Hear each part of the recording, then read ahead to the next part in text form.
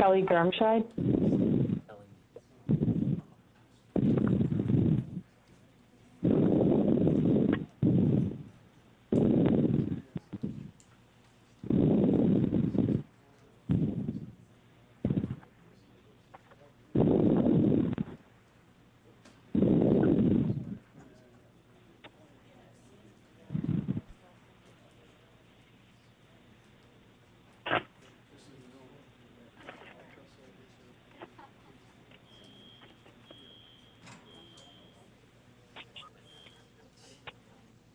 Last two digits, 05.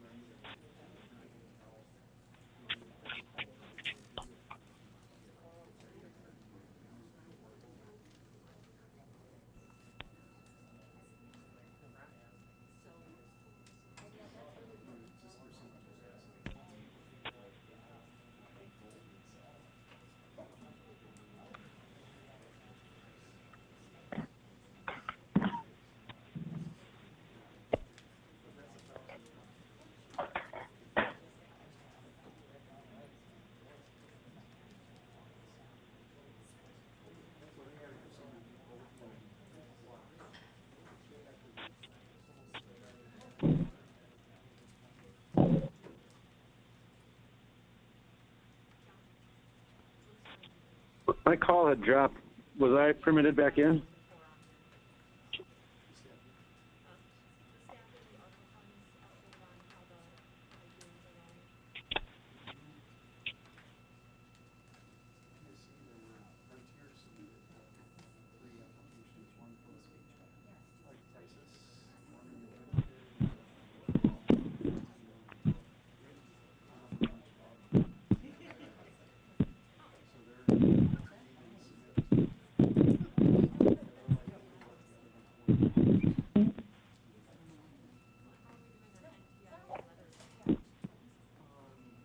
Am I still on the call? I can hear you. Okay, thank you. My call had dropped and I called back in. I wasn't sure if I was permitted back in.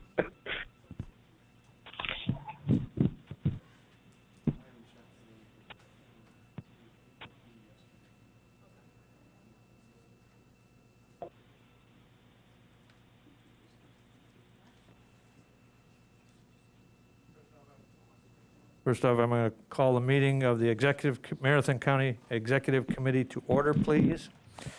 We have a lot of individuals on the meeting via phone, via WebEx.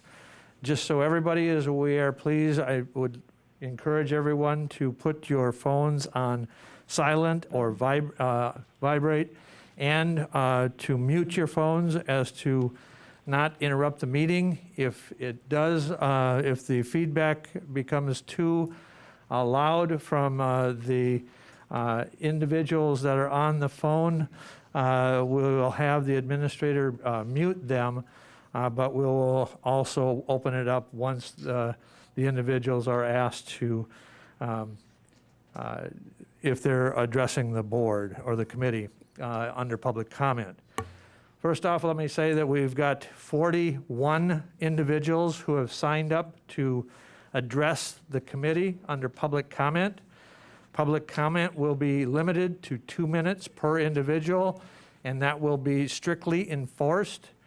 I would like to request that everyone have decorum when addressing the committee, all announcements and all requests will be addressed to the chair. Again, if people cannot abide by the decorum, I will ask to have them removed. We will not have anybody, I will not tolerate, anybody that addresses or demeans any one individual individually or calls someone out. We will have, again, I will demand decorum from everyone, including board members and the public. We will also not allow applause, cheers, boos, anything of the nature. We will respect everybody's comments, and we will hear everyone that has signed up to address the committee. I would request that if somebody else has already expressed their opinion and you agree with that opinion, and would I like to cut the amount of comment short, please, by all means, feel free to say that I support the individual and their name, and they already expressed my opinion. With that, we will move on to public comment. Again, we will start, and I will call the individuals in the order that they have signed up. Again, we have 41 individuals who have requested to address. And the first individual is Tom Krieger, 241560 Sawmill Road, Anawa. Mr. Krieger, you will have 2 minutes to address the committee, and you will be given a warning 15 seconds prior to your 2 minutes being expired. Go ahead.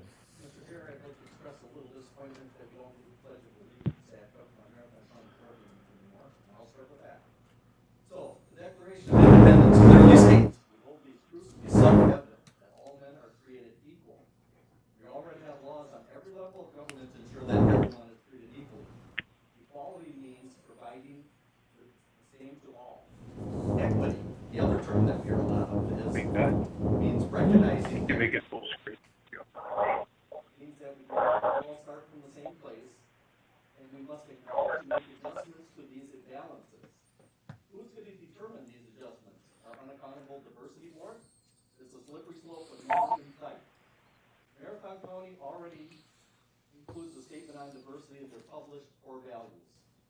In April 19, there was a study performed by the Marathon County on the employee belonging and inclusive.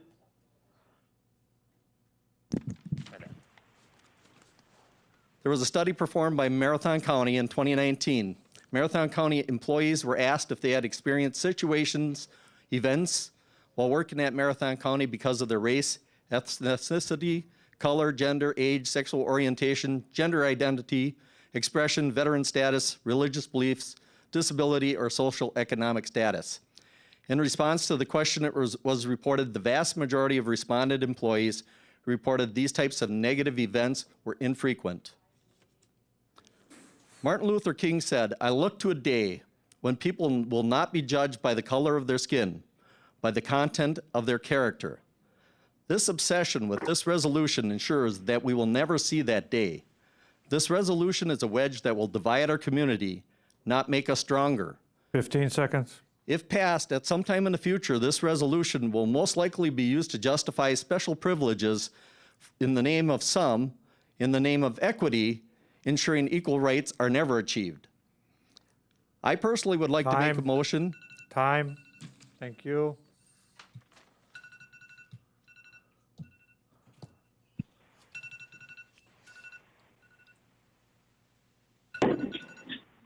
Really?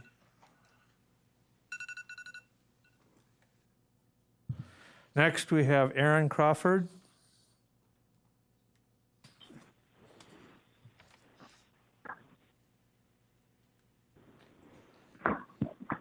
Thank you, Aaron. Go ahead.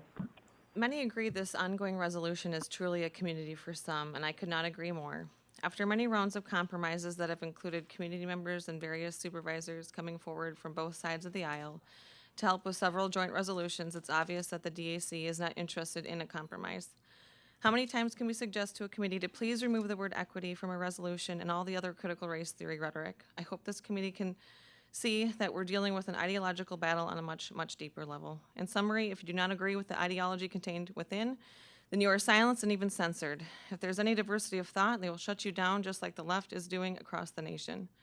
If anyone disagrees with CRT, equity, systemic racism, white privilege, or there are other unconstitutional agendas that are being pushed upon us, we're censored. For example, my marketing firm was hired by a client to place a paid media and local news agency's website with subject matter that was in direct opposition to what the left thinks specifically pertaining to this blessed resolution. What do you think happened to our client? They were censored. All was good until we sent artwork. They were not allowed to place their media in the most free country in the world. Yes, the free press would not publish a paid ad that suggests constituents have an alternate viewpoint to what the left is pushing. This is completely hypocritical to what supporters are touting in the resolution, and this is why the good people of this county are against it. What is fascinating are the behaviors like this of all the supporters that are obsessed with it, yet they have zero tolerance for anyone else that does not agree with the details found within. Please vote against the CFA, protect us from the racist resolution, and all the unconstitutional language found within. It violates the First Amendment. We're censored and not allowed to have a different opinion. It violates the 14th Amendment. 15 seconds. This resolution would not give citizens free and equal protection under the law because everything is based on race, sexual orientation, gender, etc. We should be making judgments, like MLK said, on the content of our character. Thank you. Thank you. No, please, no capping. Next, we have Adash Curtis.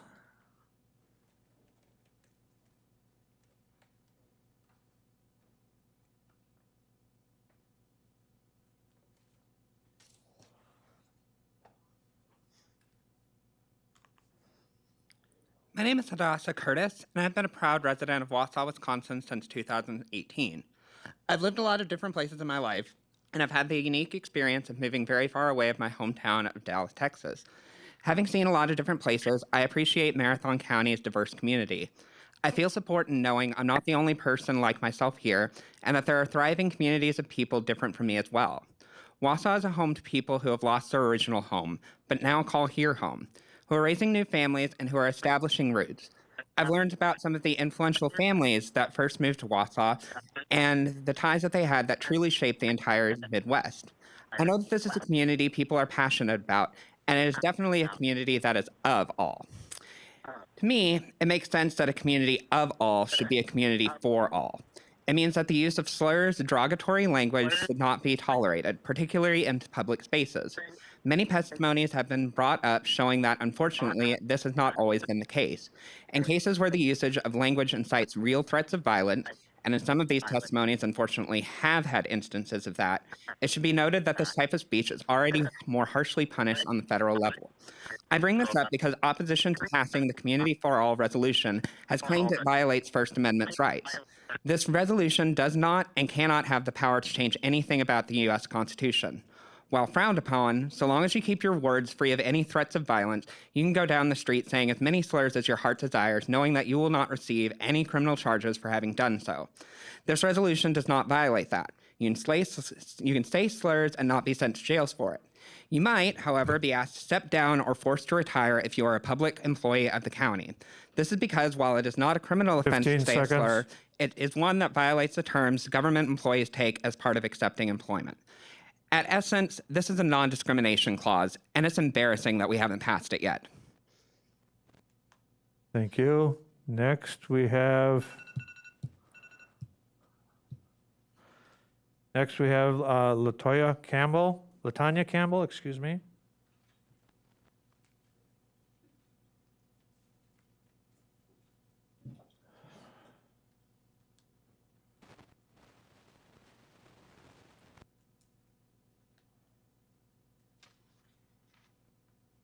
Good evening. I'm Latoya Campbell, Wausau, Wisconsin, part of the Diversity Affairs Commission. I, along with some other community members, had our first Juneteenth celebration here.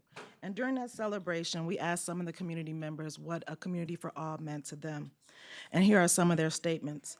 Having a community for all means accepting everyone, not judging them on their race, gender, age, etc. It means equal access to loans, education, jobs, etc. We need this Marathon County. A society united through acceptance of one another's beliefs and proud to support each other's beliefs without judgment, so that we might turn our energies and focus towards essential crises together. Love and compassion for all.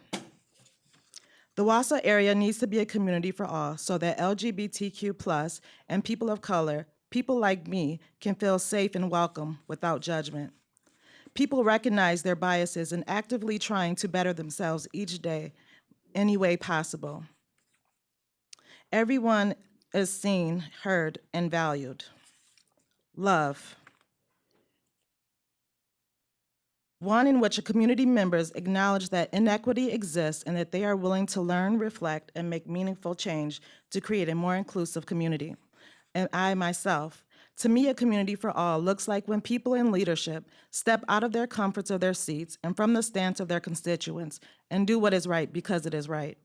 It looks like a place that values individuality and encourages people to be their authentic selves. It looks like an accepting of other people's experiences that may not be our own. To me, a community for all looks at what we do well, acknowledges areas of opportunity, 15 and seconds. actively works on what we can do better. We do better when we all do better. Vote yes to a community for all. Thank you. Thank you. Next, we have calling in Mr. Ron Alexander.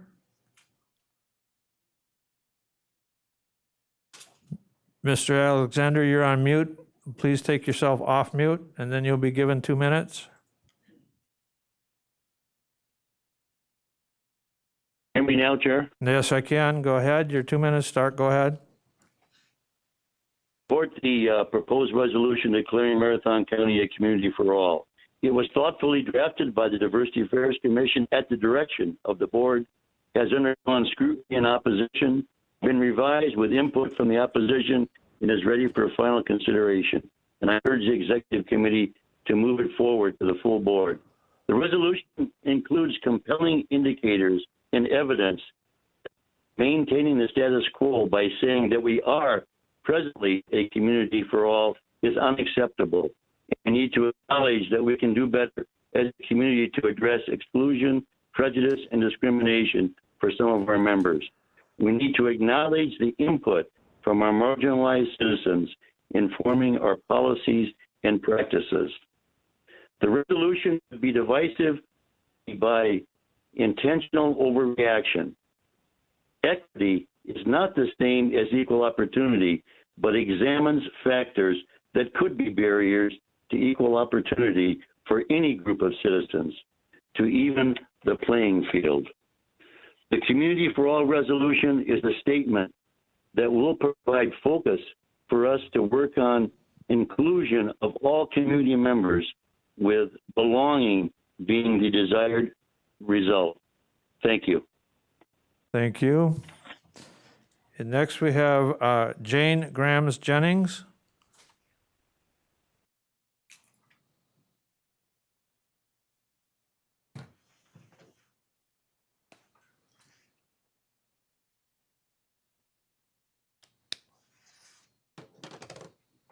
Good afternoon. I'm Jane Graham-Jennings, Executive Director of the Women's Community.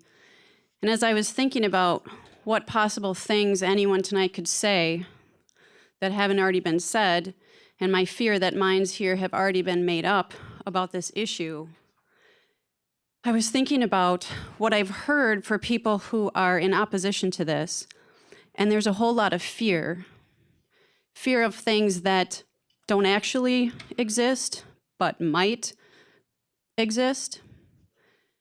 What we know right now and what I've heard from people in our marginalized communities is that they are now, right now, currently experiencing discrimination and racism.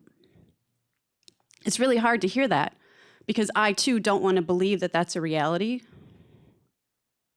But it's on us to listen because that's what they're saying. And what can we do as a community to hear them and make this a place where they feel safe and heard? I know you are all capable of hearing. I know that when the experiences that you hear about aren't your own, you do believe that they exist.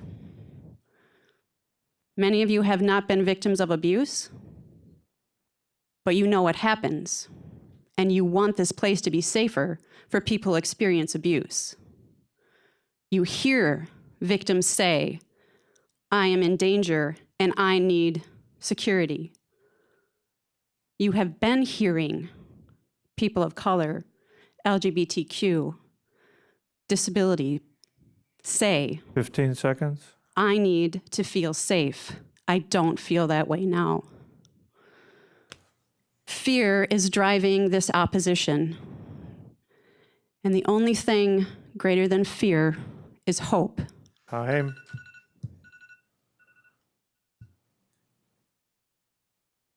Next, we have Steve Frazier.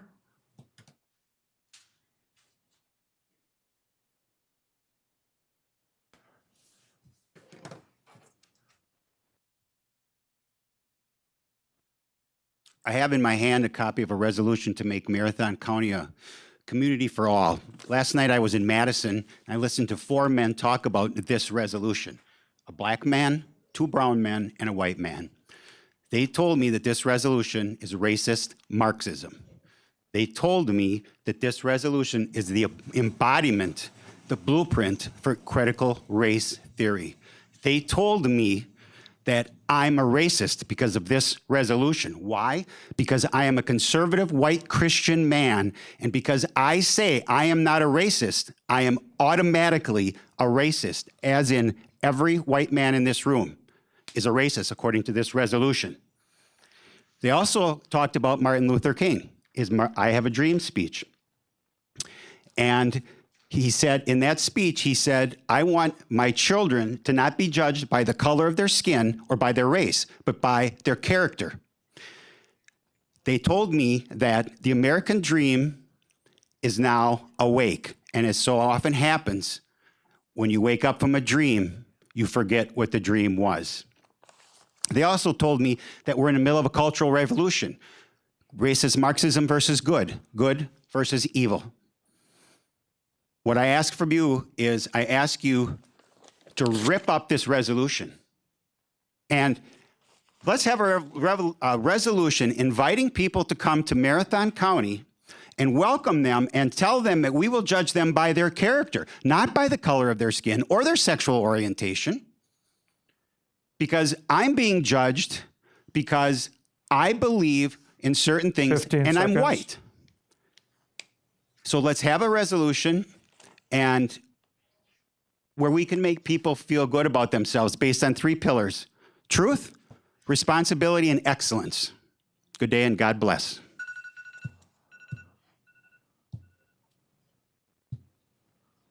Next, we have Barb Parlier.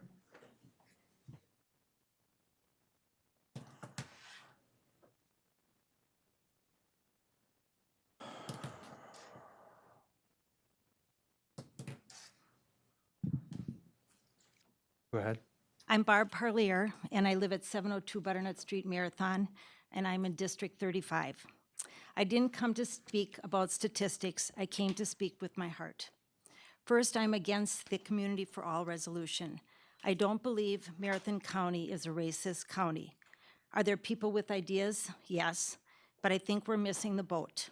I was a substitute teacher in Edgar, Marathon, and Wausau school districts, and I can honestly say I did not once see racism in the classroom. I believe that the people on both sides of this issue are good people with good intentions. I feel that the present Diversity Affairs Committee should be dissolved, as it is not diverse and does not represent both sides of the issue. Our time would be better spent with a combined effort by teachers, parents, grandparents, caretakers, and counselors getting together to find a way to teach the very young that we are all equal. Wouldn't it be refreshing to put Marathon County on the map as a model for building character in the next generation? A resolution with a lot of whereas will not change the hearts of people. I see how this is dividing the county instead of what it is intended to do. Someone just said yesterday that we used to be able to disagree and still be friends. Now it has become so divided that families, friends, and our workplace no longer can talk to each other. I want my grandchildren, 12 of them, to feel that they are not better or worse because they are white, but they can be productive members of societies because they work hard. I can't believe 15 seconds. that anyone would feel good about themselves giving special treatment. I ask you to vote down the last revision of the Community for All. I feel that more time should be spent on what our taxpayers want you to do. We are not Milwaukee or Madison, and we don't need a piece of paper Time. to tell us Time. how to be kind. Thank you.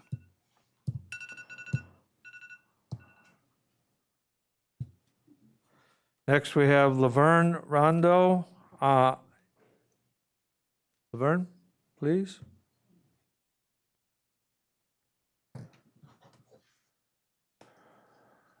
Good afternoon. Thank you, everyone. Hello, my name is Laverne Rondo, and I live in Weston, Wisconsin with my husband, John. You've stated that it is not enough to provide opportunities for everyone to succeed, but it is your intent to ensure access to the American dream. The only things that a community can and should ensure access to are good health care, good schools, clean drinking water, good roads, and a safe community. You can't guarantee that someone won't be stared at because they look different, or that someone won't say something inappropriate to someone else. We are free, after all, to do so. However, we can teach our children respect for everyone, and that includes respect for white children. But right now in our schools, the only thing our children are being taught is how to assign labels to themselves or others.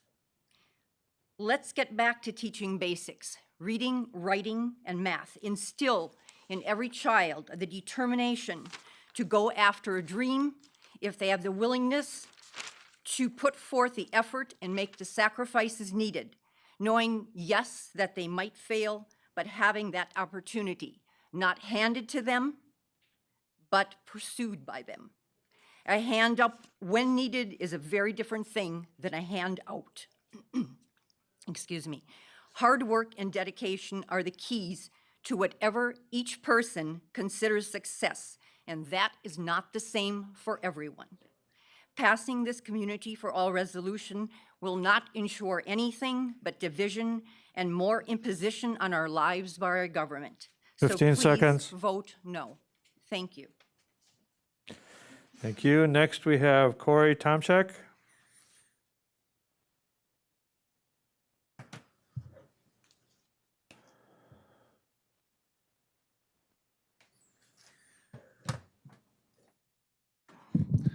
Mr. Chairman, Executive Committee members, yet again we are here because you have continued to allow a charade to persist. The repeated attempts by the Diversity Affairs Commission to push forward their so-called Community for All resolution is a charade. This commission should be titled the Anti-Diversity Commission because they accept no other viewpoint but their own. This charade also comes at taxpayer expense. You pay these people to produce the garbage they spout. I'm sorry. Our taxpayers pay these fools to spout the divisive information that they preach. But it is all authorized by you. There will never be a consensus on this divisive issue, and a 38-0 vote is what is necessary to truly be a community for all. Is the Executive Committee setting up other members who might vote against this resolution? Is the Executive Committee afraid of the hard leadership choices because before them and they want the heat pushed onto others? Maybe it's not a county board for all. A resolution stating support for the U.S. Constitution recently came before the Public Safety Committee. Members of that committee stated that they are tired of these resolutions. Here are quotes from the committee. Supervisor Mask stated, "Wordy resolutions are distractions that are sapping our resources, time, and talent that should be used to fulfill our statutory responsibilities." She continued, "They make us fragmented and more vulnerable to resource-draining issues." Supervisor Schley stated the more time that is spent on resolutions, the less time that is spent on issues that are critical to the county and need to be addressed. Supervisor and Chairman of the committee, Boots, stated the issues of resolutions should be taken up by a Rules Committee. 9-member boards that have 6 unelected members and 3 elected members, well, we need to look at what we're doing, how we're doing things. These are the words of committee members, of your fellow board members. They're not my words. So, Mr. Chairman, are you and the executive committee going to focus on the important responsibilities of county government? Or will you focus your time on divisive social issues? Will you do your job? We, the taxpayers of Marathon County, are watching, and we will remember. Thank you. Thank you. Next, we have David Baker.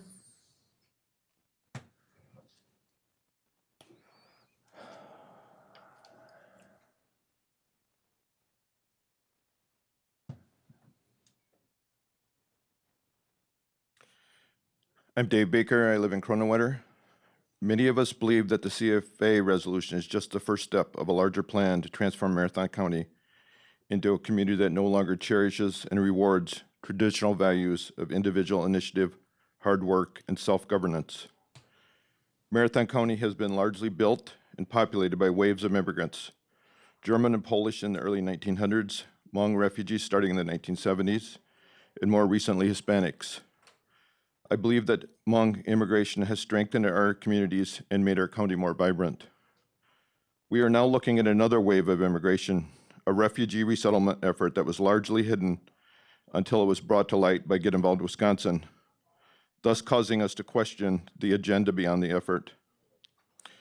I would personally support another refugee resettlement effort if we could guarantee that 3 simple conditions are followed. 1, the total number of refugees to be resettled is determined by a truly representative group of local citizens, not by the U.S. State Department and a resettlement agency that is paid per refugee. 2, each refugee is individually vetted and approved by 75% of the same local group. And 3, as a sign of good faith by those promoting the effort, all refugees are to be selected from a large refugee population of persecuted Christians. If we cannot agree on these 3 simple conditions, many of us will conclude with good evidence that the resettlement effort is less about helping refugees and more about changing Marathon County. You may say that this isn't a matter for the county board to address, but I will argue that it's the single most important issue facing our county today. Thank you. Thank you. Next, we have Tanya Reilly.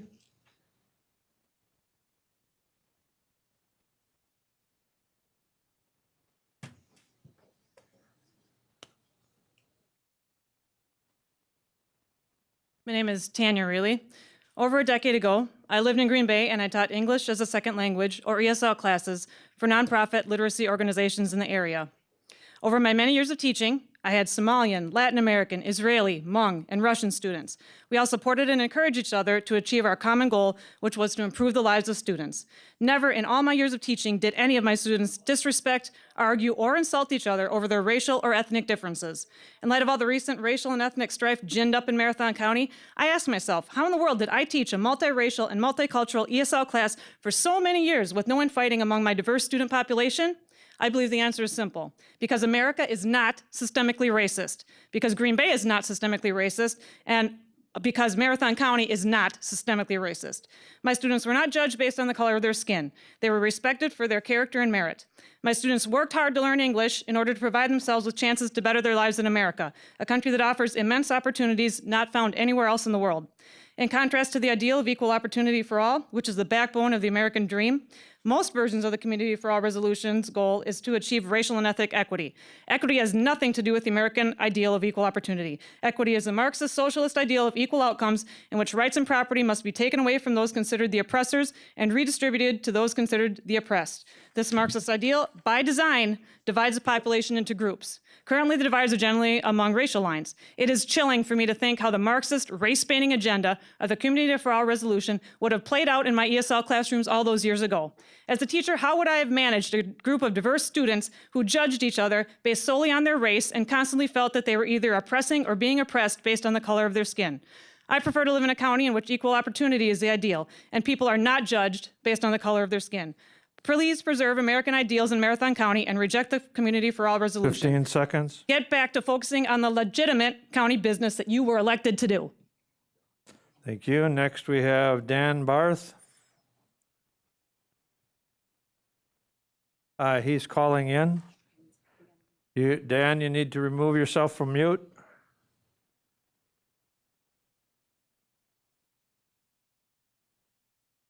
Dan, are you there?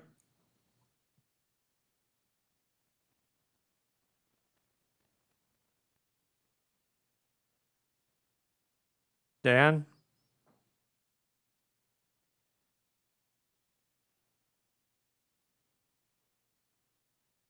Everybody's been unmuted and Dan is not. Dan, are you there? Okay, we will move on and we'll come back. Tina Jensen is next. She's calling in. Tina, can you unmute yourself and Tina?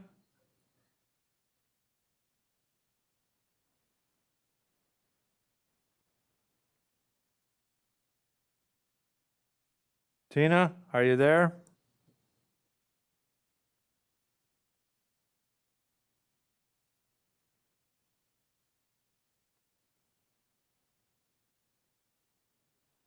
Tina, is the last two digits 25?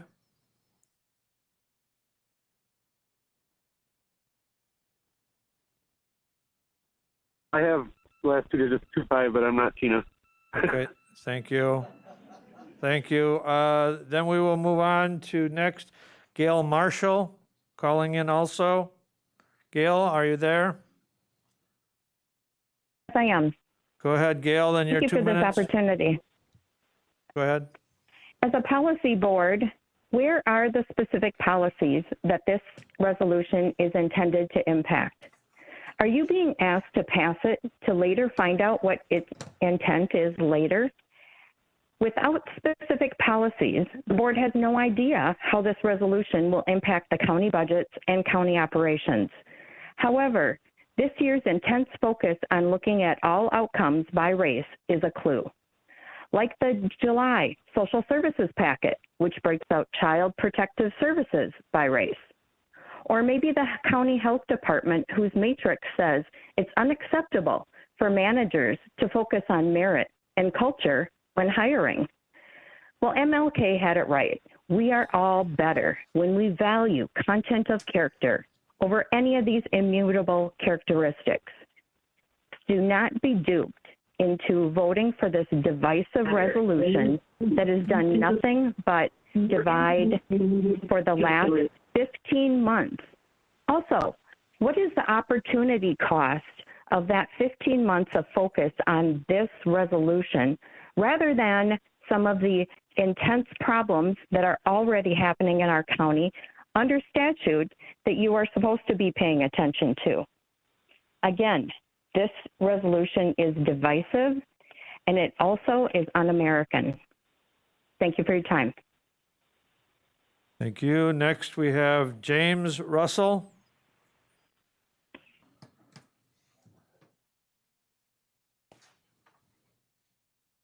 Jim Russell, Weston, Wisconsin. The problem with Community for All resolution is it presupposes that Marathon County is a racist, bigoted community. This ideology mirrors the national ideology that America is a systemically racist country. The United States is a majority white country. We elected Barack Hussein Obama not once but twice. Such a nation cannot be considered racist. Similarly, Marathon County is 90% white. The Marathon County Board consists of 38 members, has 1 African American and 2 of Asian descent. Racism is not a problem. The United States and Marathon County are not divided on race. We're divided on ideology and worldview. The Community for All resolution involves a term called equity, which sounds much like equality, but is very much different. The idea of equity is illustrated by the recent Biden administration to give farmers a $4 billion United States debt relief program for minority farmers only. White farmers, regardless of financial need, would receive nothing. This program was purportedly implemented to help farmers who have endured generations of racial discrimination. A federal judge thankfully blocked it. This is a clear case of equity versus equality. Ibram Kendi, a nationally known proponent of CRT, and I quote his statement, "The only remedy to past discrimination is present discrimination." The Chinese Communist Party has exploited class in China since Chairman Mao. This was classic Marxism. In the United States, because class division is not prevalent, attempts are being made to divide people racially. If you disagree that racism does not agree in the U.S. or Marathon County, you're quickly branded with a plethora of vicious ad hominem attacks and called a homophobe, Islamophobe, or xenophobe. Regardless of your race, if you disagree with critical race theory or the woke ideology, you are branded with these terms as well. We have been witnessing the transformation of America for several years. It started out slowly, but in the last few years has picked up tempo. Today, we have proponents of this transforming woke ideology going into grade schools. This occurred February 15 2020 seconds. in Ringgold, Wisconsin. The 4th through 8th grade children were told they are white oppressors if they are not contributing to this movement. Time. That's Thank you.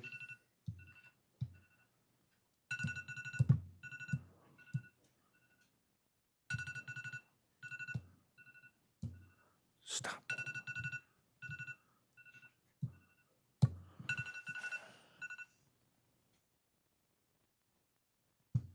Next, we have Christine Salem. Solemn? Got it, perfect. Christine Salm, 3312 North 11th Street, Wausau. And I just wanted to start out by thanking the Diversity Affairs Committee or Commission. Your work your Tyler's work has been nothing short of heroic, and I'm grateful, and many of us are. You guys are great, so thank you. Our little sign campaign has really energized people, not just because people recognize the importance of an inclusive, diverse, equitable community, but also, I think, because for some, the surprising opposition to this resolution shed a bright light on the fact that there's a definite need for it here. A local radio station is running an ad calling Community for All and the people who support it un-American. We were called Marxists, fascist, Marxists, I don't even know these, communists and Nazis. My husband's a 2-time Iraq war vet who still serves. And the reason I mention this is because it sheds a light on the ridiculousness of the reasons we're using to push back against this resolution. This isn't any of that. We are none of that. We're residents just like you, and we're good people. There are not two sides to the things in this resolution, and I'm profoundly sad that we couldn't come together as one community to support a community for all. But even if leaders vote this resolution down, I want to assure people from marginalized communities and many people who I care about that we're going to continue to work to create a community where everyone feels welcome, safe, 15 seconds. and included. Thank you. Thank you. Next, we have Ann Stamos calling in.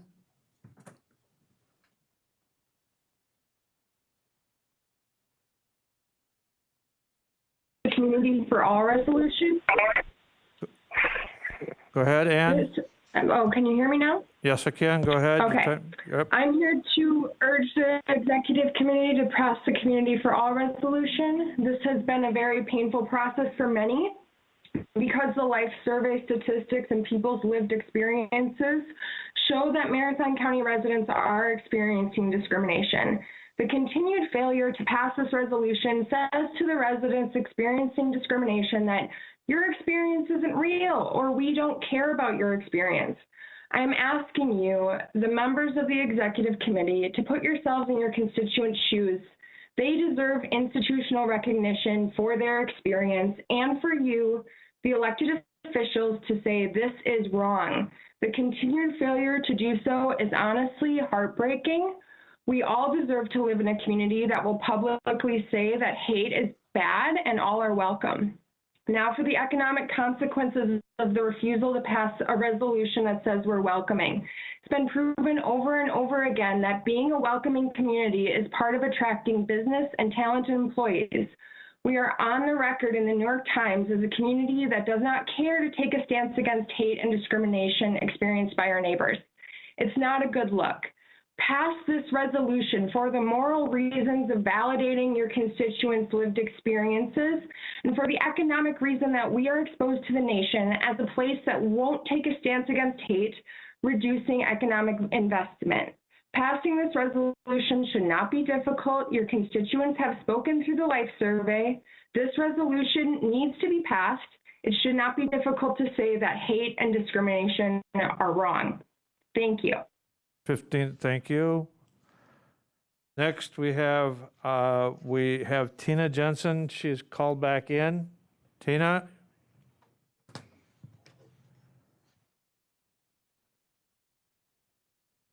Tina, you might be on mute.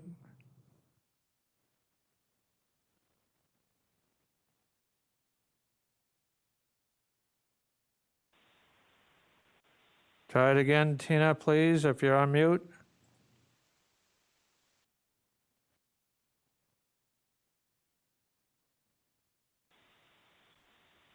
Tina? We'll try to work out the issues and we'll come back. I guarantee we'll give it one more try. We will move on to Bruce Grau.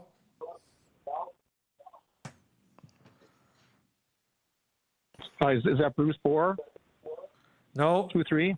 No. Bruce Grau. Grau. G-R-A-U. Yeah, Bruce Grau. Thank you. I just want to talk about two things I've learned throughout my life. First, growing up, I was taught that good children are unseen and unheard. I'm grown now, and I've realized how wrong that is. We all benefit from the expressed perspective of others.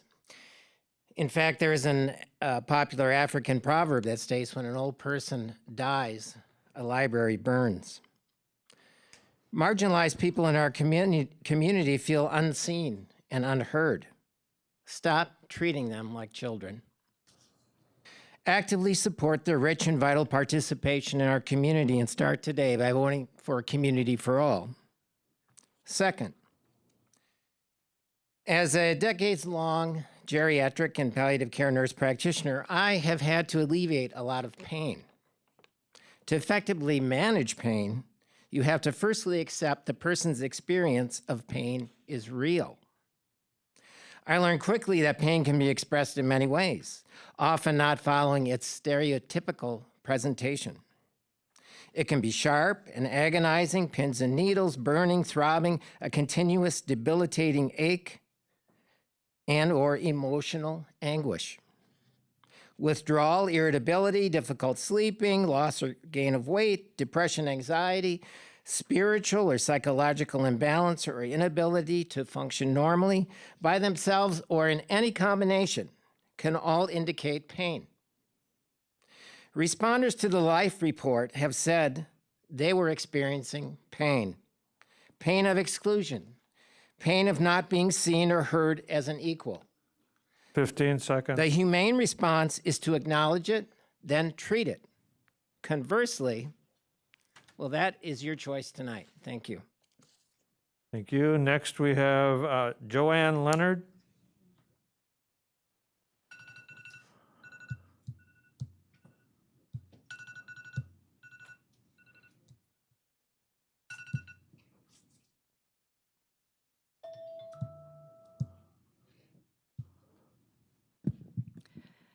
Thank you and good afternoon.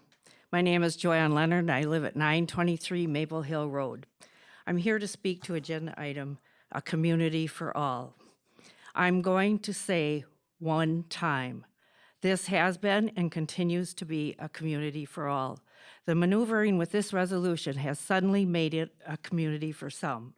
As some elected officials have said, those opposing this resolution are Jaspers and maybe shouldn't even had children. Guess we aren't a community for all. Just a reminder from some of the same people spearheading this divisive resolution. The resolutions you are discussing today were put together behind closed doors. No minutes, no public input, and who approved any of them? This is a rundown. Friday the 6th, agenda versions A, B, C. Saturday the 7th, version A/B. and version B, and Monday the 9th, version A/B, version A, version B. Who was approving and making the changes to different versions of this main resolution? And which version was actually voted on by the Diversity Affairs Commission?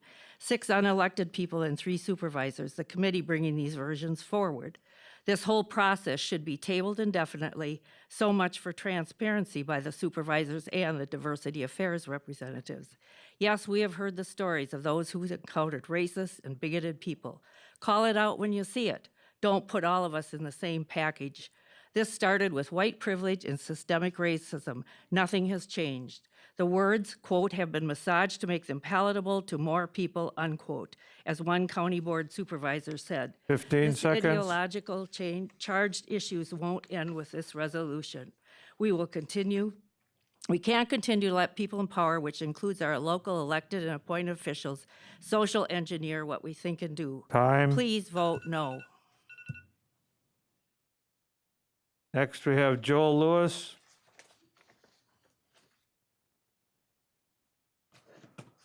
Joel's calling in. And I appreciate. Oh, can you hear me now? Yes, I can hear you. Go ahead. Your time will start now. Go ahead, Joel. All right. Thank you very much to the Executive Committee for taking the time to listen to public comment. This is not the easiest part of the job, right? And it sometimes leads to some very long meetings. So I just want to say I appreciate all of you for that. I also want to say that there has been a lot of nasty stuff out there, being said about people on all sides. And I would hope that we can move past that. I personally want to encourage civil discourse, even if it's with someone that I completely disagree with. So I'd hope that we can stop, not attack each other. And then that brings me to a point. I served on the Marathon County Board for 4 years.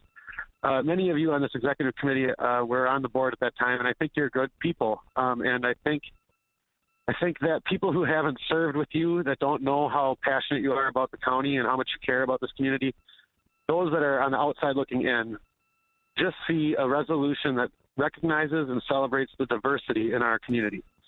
They don't see some Marxist plot or some left-wing conspiracy.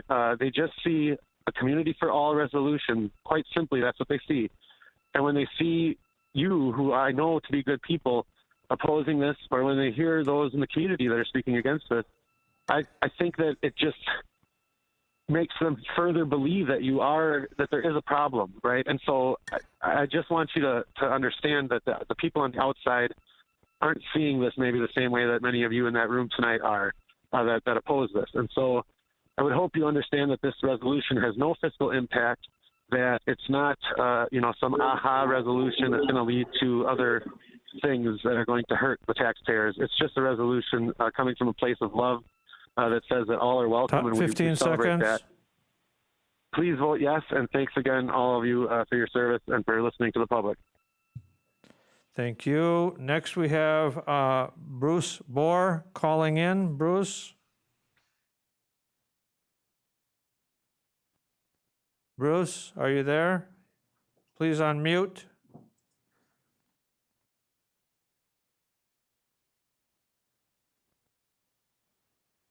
Hello, can you hear me? Now I can hear you. Go ahead, Bruce. Your time will start. Go ahead. Chairman Gibbs and members of the Executive Committee. There have recently been many examples of systemic racism outside Marathon County. I am aware of a major university that discriminates against Asian students, for example. There was a federal program that made payments to farmers based upon their skin color. I am pleased that this racist legislation was recently found to be unconstitutional. My own children and I have dealt with discrimination due to affirmative action programs at universities. Now I am disturbed to find an example of systemic racism in my own backyard. The Community for All resolution is an example of systemic inequality that targets white heterosexual people. The use of the word equity in this resolution undermines the principle of equality that is the foundation of the government of the United States of America. I encourage you to read the 14th Amendment to the U.S. Constitution before you vote on this resolution. This resolution has been cleverly written and repeatedly rewritten to appeal to the kind nature of the good people of Marathon County, but the Diversity Affairs Committee has adamantly refused to replace the word equity with the word equality. We all know that sweet-sounding phrases often have bad consequences. When government abandons equality in favor of equity, it inevitably means the end of private property, individual rights, equal treatment under the law, and freedom of speech. Government cannot give anyone something without taking it away from someone else. The actions that would follow passage of this resolution will inevitably result in race-based 15 redistribution of wealth, seconds. identity group-based rights, active discrimination, and tyrannical bureaucratic authority. The remedy for racism is not more racism. The remedy for Bruce, racism time. is equality. Thank you. Thank you.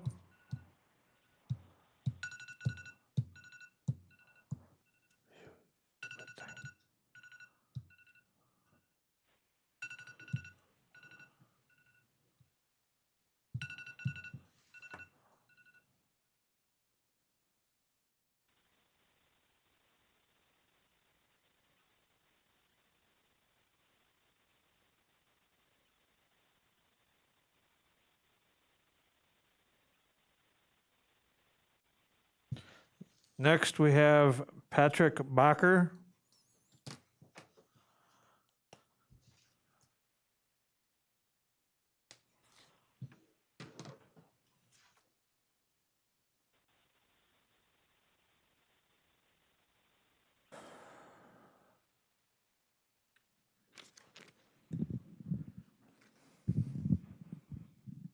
Thank you, Chair, for the opportunity to speak tonight. I'm here again to ask you to move the Community for All resolution to the full board. We've seen the strong support for CFA grow across Wausau and Marathon County. It's amazing to see people come together with a cause they are so very passionate about. CFA is a cause that brings people together. This raises the question, what exactly is holding the executive committee from forwarding the Community for All to the full board? Is it specific language in the resolution? A Community for All has been revised several times and language has been changed. The Diversity Affairs Commission has been working on this for 15 months. They've been patient and diligent with your requests. Many of your own colleagues and several community leaders have met with you and implored you to move forward. This certainly can't explain the pushback. Some board members have dismissed the resolution with statements that the board has more important work to do. I'm sure you all have full plates. I work in healthcare and understand job pressure. You were elected to lead. Please fulfill all of your professional obligations. Could it be that you feel that Community for All is just a piece of paper and has no teeth? Many community members have stood here to tell you how important this resolution is to them, their friends, and their families. The real bite in the way of this resolution are politically motivated and fragile egos that aren't strong enough to sympathize with others outside of their own identities. Is the board's inaction on a Community for All due to some voices in our community loudly and 15 insistently seconds. denying that racism exists? Instead of being influenced by the loud and prejudiced detractors of a Community for All, get behind all of the supportive and positive voices asking you to support people and advance this resolution to Time. the full board. Thank you. Thank you. Next, we have Kelly Grimshield calling in. Kelly? Yes, can you hear me? Yes, I can. Go ahead. All right, thank you for this time. There is but one race under God, the human race. And any distinctions made of races by man is not of God, but of the evil one. Please be reminded of this as the Community for All resolution rears ugly head yet again. Please vote it down. Thank you for listening. Thank you. Next, we have Kathleen Barth calling in. Kathleen?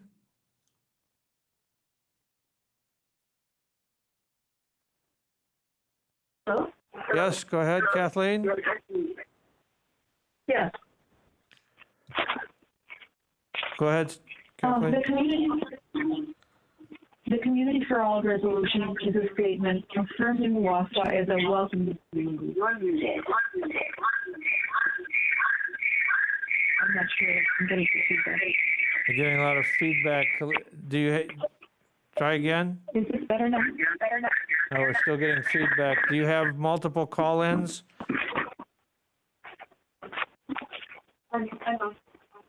You have multiple connections to the WebEx?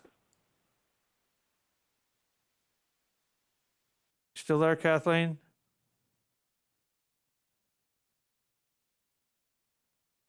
Kathleen, we lost you. We will try back again.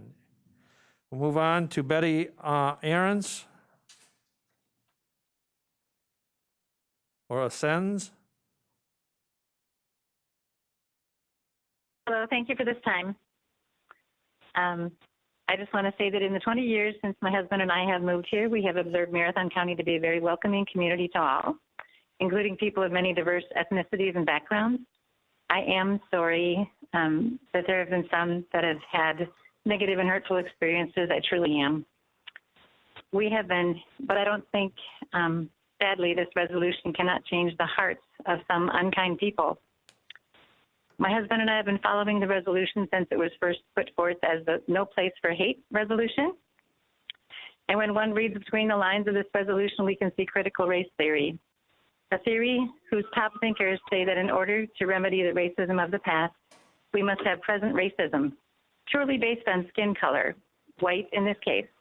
And in order to remedy current racism, we must impose future racism, based again on the color of a person's skin. How is that not racism itself? Policies that will come out of this, as are popping up around the country, will only cause further division, not unity. But I will speak to another issue, a concern that I have relating to the gender identity, sexual orientation inclusion in this resolution. As some of you may already be aware, one of the recent gender identities or sexual orientations that has been identified is referred to as a MAP, M-A-P, or it also stands for minor attracted person, or in layman's terms, a pedophile.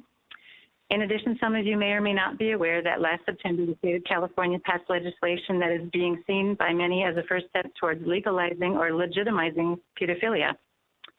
When you start dealing with inclusivity in the sexual identity arena, you may be delving into risky territory. 15 seconds. And you may also find yourself on shaky legal grounds.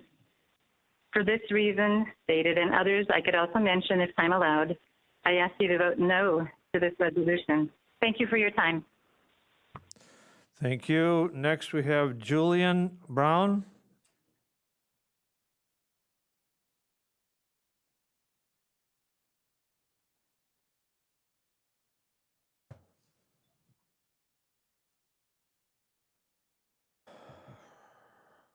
Hi, my name is Julian Brown, and I'm a student at Horseman. I have been in the Wausau School District my whole life, and overall the students and the staff have been really supportive and aware of diversity and marginalized groups. So it's really surprising and slightly disappointing when I come to board meetings here or at school district level where people are not supportive of the ideals that we try to practice in school. I truly believe that the Community for All resolution supports those ideals. Please pass this resolution. Thank you. Thank you. Next, we have Margaret Pegoria.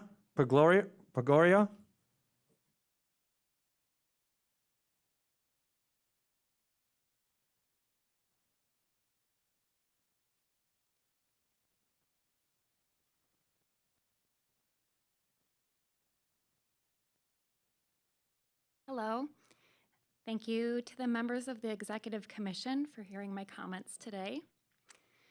I am a mom, a teacher, and my husband is a physician who practices in this community.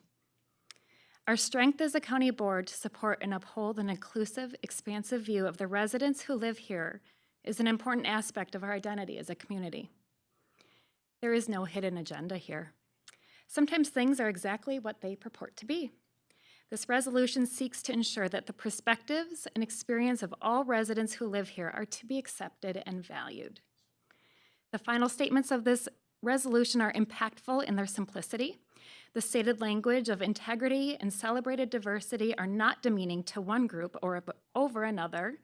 It's for all to see themselves in, everyone. Please vote in favor of this resolution. If you oppose this resolution, I implore you to please take a step back from the echo chamber that you are in. I was not prepared to give remarks today, but sometimes you get thrust into situations that call for you to stand up and speak out.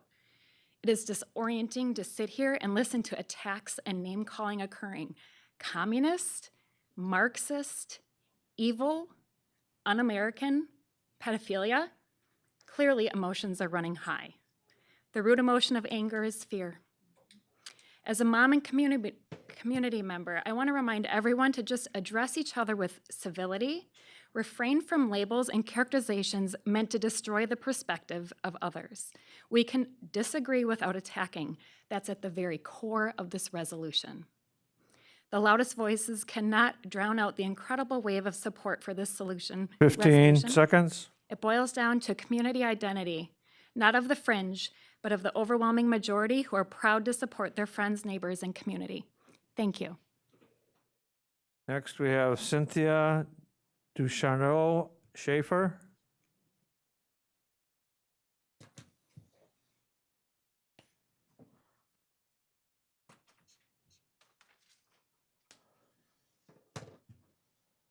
Cynthia Duchateau Schaefer, Crescente Drive, Kronewetter. Kindly bear with me as this is way out of my comfort zone, but I could no longer just sit in the back of the room and roll my eyes. Next month, I will begin my 32nd year as a 3K teacher in the area. Over the years, I have taught and loved hundreds of children, gay children, trans children, non-English speaking children, and children of color. For 31 years, a steadfast rule in my classroom has been, you can't say, you can't play. No child in my classroom can tell another, I don't want to play with you. You're not my friend. We function as a family that loves each other, supports each other, helps each other, and respects each other.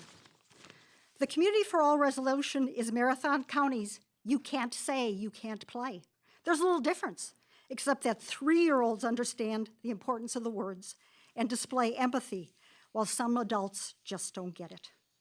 By voting in favor of this resolution, you are validating what I have been trying to do for 31 years, and you are making it clear to not only all of the students who have attended my program, but to everyone that in Marathon County, you can't say, you can't play.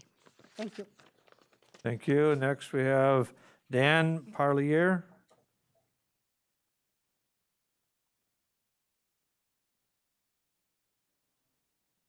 Okay, thank you. Next, we have Walter Matson. Thank you. Nick Biesgrove.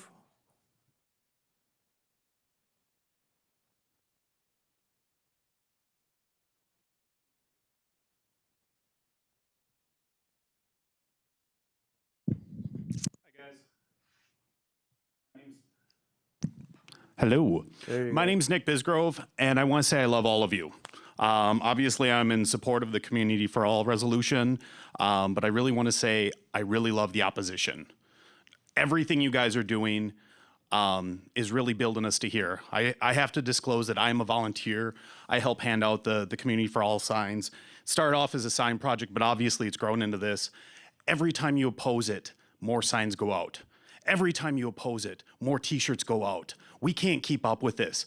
What I'm doing while giving these out has just been phenomenal.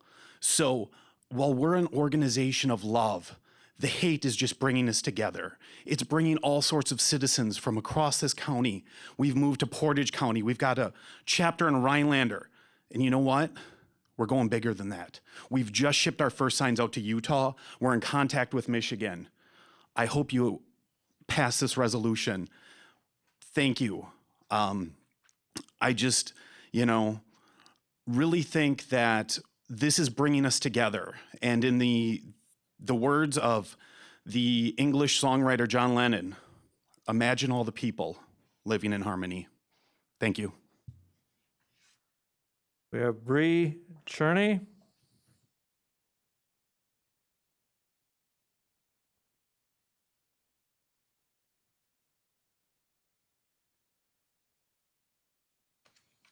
Hi. So this is not one of my things that I normally do either, but my name is Bree Cerny Grondin. I was born and raised in Wausau, went to elementary school here. I've been here since I was born. As I was growing up, we were very poor. My dad died after a long battle with cancer when I was 14, leaving my mom to raise me on her own. She worked really hard to try to make ends meet. My grandparents had to buy me clothes. We experienced some really, really difficult times. But none of it was because of the color of our skin or due to our sexual orientation, our gender identity, or our disability. It wasn't because of any of that. There was an individual that said, you can't come around and tell people that work their tails off from daylight to dark that they got white privilege and they're racist and they've got to treat the Hmongs and the coloreds and the gays better because they're racist. People are sick of it. This is what you need to understand. White, cisgender, straight people struggle too. They end up homeless, addicted to drugs, need help with mental health, so on and so forth, but no one is saying that they don't work hard. Nobody's life is easy. Nobody's life is easy. But being a person of color or a marginalized person in this country, I can't believe it's not an easy feat. I obviously don't know because clearly I'm white, but seeing my friends and my family members harassed, physically assaulted, verbally abused, made me see very clearly how not all people are treated equally. Once again, is this really a community for all? After George Floyd was murdered, peaceful protests were held outside. We did that to verbalize the need for change, the need for better education and training for our police officers, the need for 15 examination seconds. and elimination of institutional racism and the plague that's plagued us country forever. I don't even know because I don't have enough time, but I'm begging you to understand that our brothers and sisters of color are not treated equally or with respect. LGBTQ community are not treated Time. equally or with respect. Time. And neither are people with disabilities. Thank you.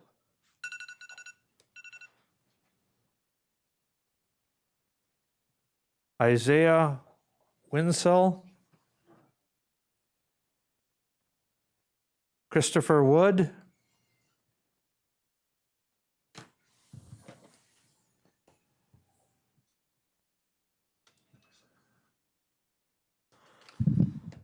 Hello, my fellow Americans. Chairman Gibbs. I hope everyone's day is well. By passing this resolution, that's words which will only have legally binding consequences. You are saying that that piece of paper, which is wrote up on a Word document, is more valuable than the Constitution. The Constitution, which protects everyone's rights, which guarantees everyone's liberties, no matter the color of their skin or religion. If you were to vote this in, this Word document, and it has negative consequences down the road that your constituents wouldn't agree with, it would not be beneficial to the community, it would not be beneficial to the people sitting in the chairman's positions.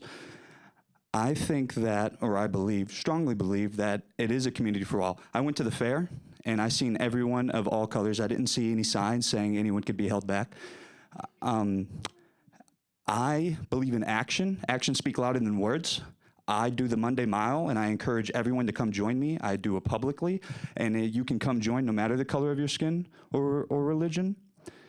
All these things can be done without the resolution. If you really do believe in this piece of paper and this Word document, then we need action. Go out there and actually perform something in your community that's going to include everyone. I do not support the Community for All resolution. However, I do support this community having all of its people and the diversity. It's very diverse. American is diverse. It's a melting pot. I grew up with that. It's a melting pot. We have to love each other and work together, and the hateful words can't happen. Being like stabby and pokey to each other, that can't happen. We have to work together and with actions. Like I said, the resolution is unacceptable. It really is. And it's, if you care, then get out there and do something. Actually, not pass words. Because when you pass the words and you pass the resolution. 15 seconds. Then you go home, and then what's the next step? What's the step after the resolution? So keep fighting for America and the Constitution and traditional American values. I love all colors, and I love black people, Hmong people, everybody. Next, we have Lisa Ort Sundergaard.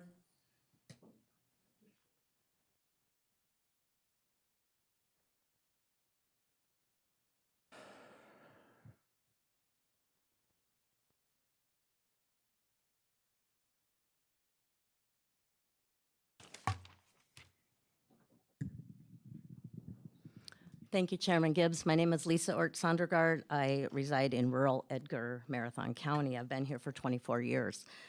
I'm a member of the Diversity Affairs Commission, a recent member. I've only been a part of the commission for a few months, but I've been following it since its inception.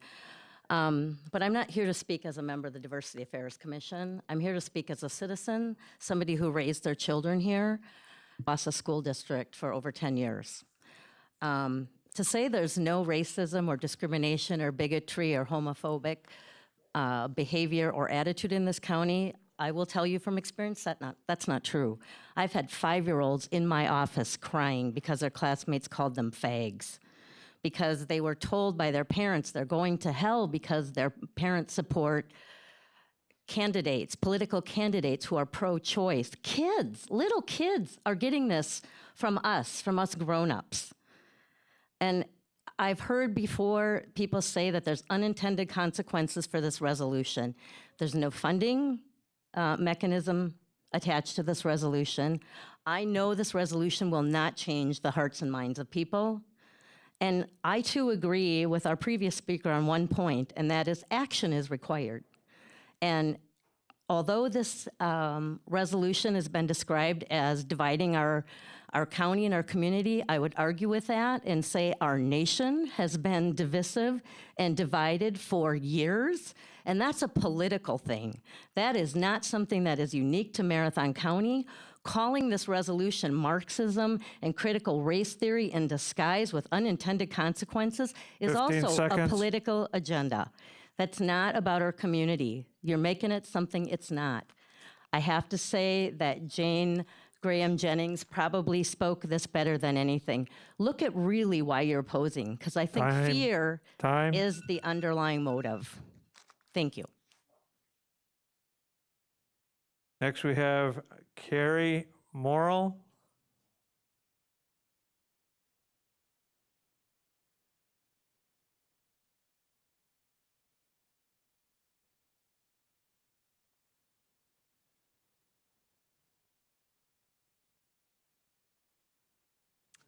Hi, I am a 45-year-old citizen of Wausau.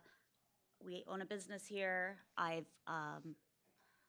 have my kids. I'm apologizing right now. You probably heard my 4-year-old in the back. And frankly, I'm just sitting here stunned. It seems like such a simple thing to say that this community is for all. And it seems like there's a lot of people that are in opposition of it that are making it all about them. And somehow spinning this into it being racist. And that's just, it's not the facts. I mean, I think that people should be able to grow up in this community and feel like they are a part of it, just like everyone else. I have an 18-year-old back there and a 4-year-old back there. And I can tell you that these kids feel this way. And looking up at adults in opposition of this is confusing for them because they really they don't see color, they don't see gender and sexuality, and it really makes me sad. My daughter's gonna get up and talk in a second, and I think just having a young person say something will be interesting. But thank you, and sorry, I get really nervous up in front of people. I wasn't planning on talking. Okay, thank you. We next have Jillian Bettino.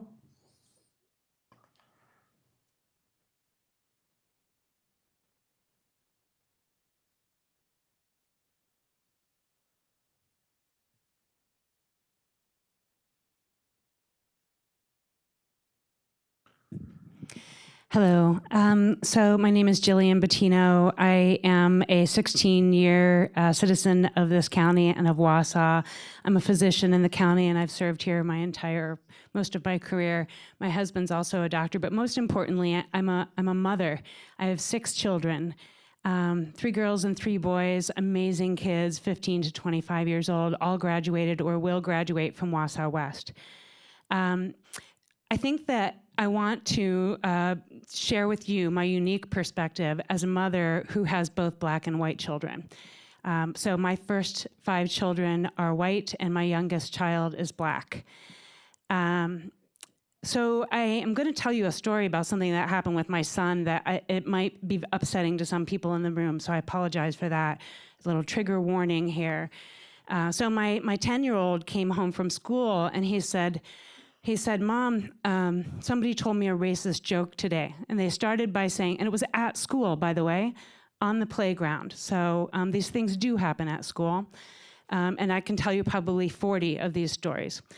The kid asked him, can I tell you a racist joke? And he said, no, I don't want to hear the joke. And the kid said, what's the difference between roadkill and when someone hits a black man? And my son just tried to walk away, and the kid said the animal was hit by accident. So this is my 10-year-old son coming home from school telling me this story. So if you think that there's not racism in the schools, I can tell you over and over again, I ended up pulling him out of Statina Elementary because of racial treatment from the teachers. So it is there. It is problematic. 15 seconds. I hope you pass this resolution. It gives me tremendous hope to see our community fighting for this, and I think it's simply a celebration of each of our own dignity. Thank you very much. Next, we have Alex Heaton.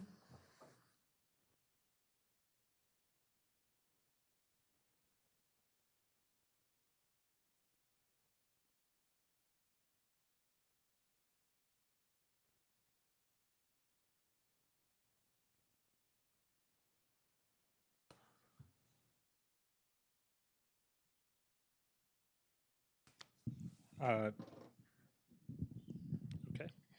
First, I just want to thank everybody for showing up who spoke on both sides of this. I do agree that public discourse is important, and it takes a lot of courage to stand up here and share your views. So I do want to thank you guys. To the executive board, to not pass this is basic leadership. I mean, you guys haven't even looked at half the people speaking up here. You guys obviously have made up your opinions, stuff like that on either side. But you guys are elected leaders. The difference between a leader and a politician is somebody who does what's right for their community, not what their personal beliefs are. If your child came home because somebody called them ugly or something like that, you would tell them, no, you're not ugly, you're pretty. It doesn't mean that you're then saying that everybody else is ugly too. It's just reaffirming something. If you can't do that for your community, you really don't have a reason to be a leader. Let the full committee vote on this. You guys are the executive committee. I respect what you guys do, but ultimately, this is kind of silly to even have to have that come to this. That's all I have. Thank you. Next, we have Megan Morrill.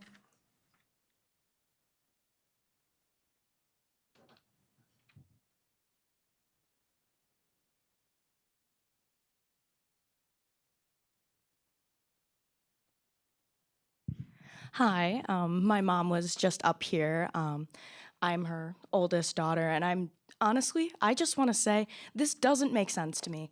Being a young adult in this community, I grew up here. Having adults argue about this is confusing to me. Shouldn't this not even be political anymore? Shouldn't this be just loving the people around you? Like it would be me loving my friends, letting them have their own culture. That's not my place to say what they can and can't do. Everybody should be created equal. They should all be equal. It doesn't make sense to me why this debate is here. And that's all I have to say. Please pass this resolution. If you don't, that does not make sense to the young adults of this community. Thank you. Next, we have Ann Leanoff.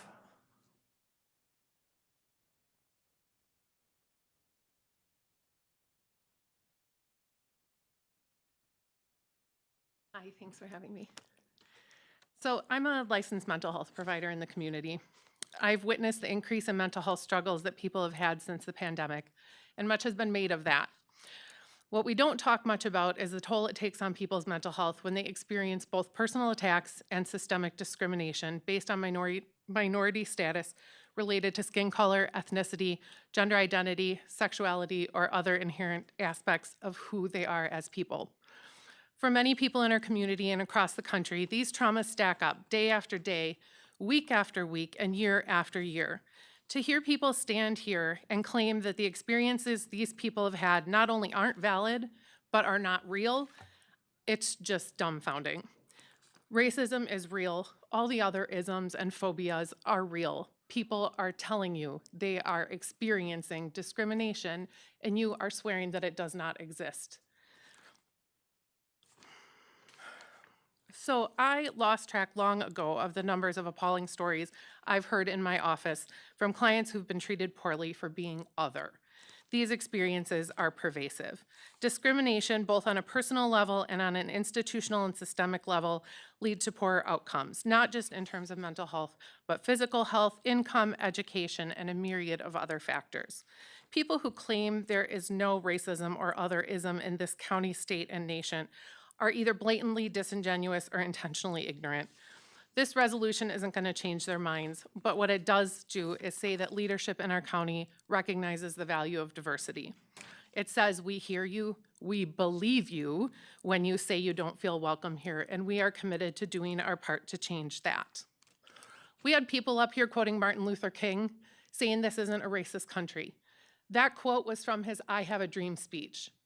That speech was about something that he hoped for. It was not reality. 15 seconds. And it is not reality now. It would be great if we all were judged by the content of our character. People are telling you that is not reality. We need to fix that. Please pass this resolution.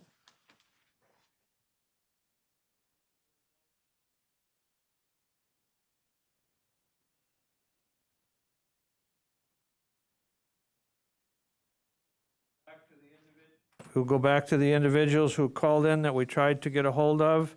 We will start with Dan Barth. Dan, are you on the call?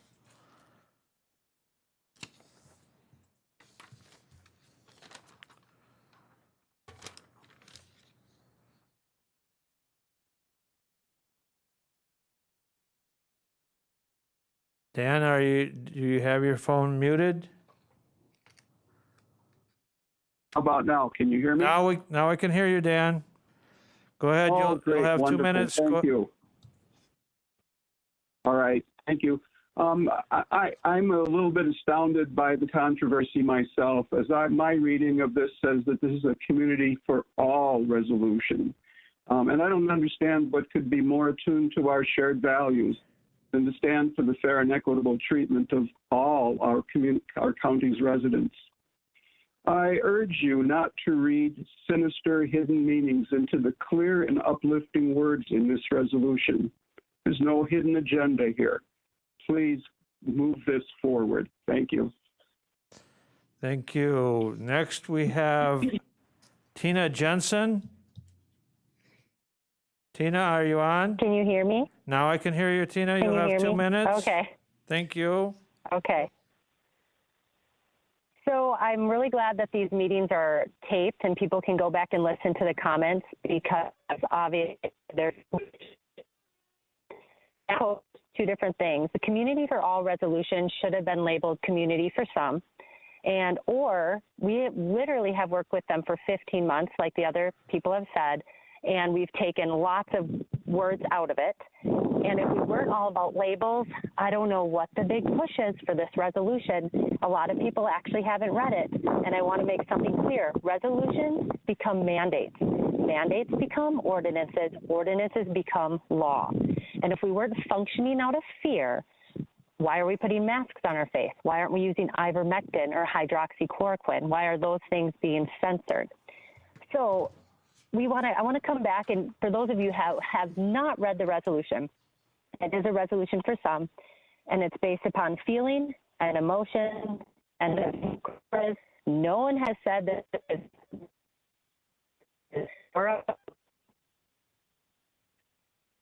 Tina, you're breaking up.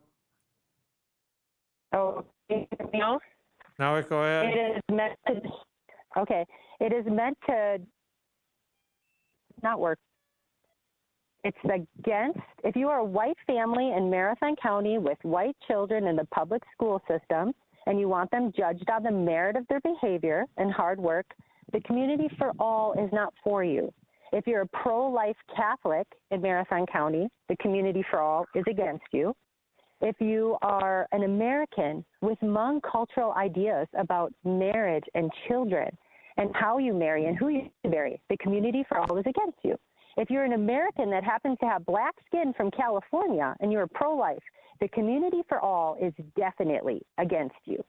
So if you worked hard in America, you worked really hard for your business and your home in Marathon County, it's against you as well. We have to use critical thinking skills as to why a resolution needs to be passed.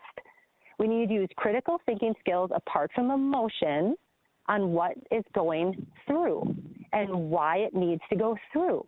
We need to be able to separate those two. If you believe in free enterprise and that anyone of any color and any status can do whatever they want in America, the Community for All is not based upon this.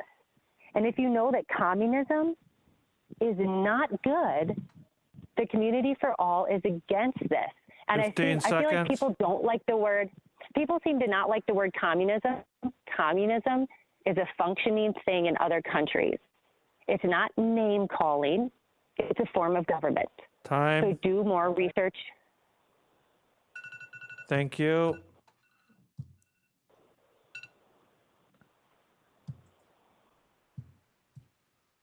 Next we have, last is Kathleen Clone Barth. Kathleen?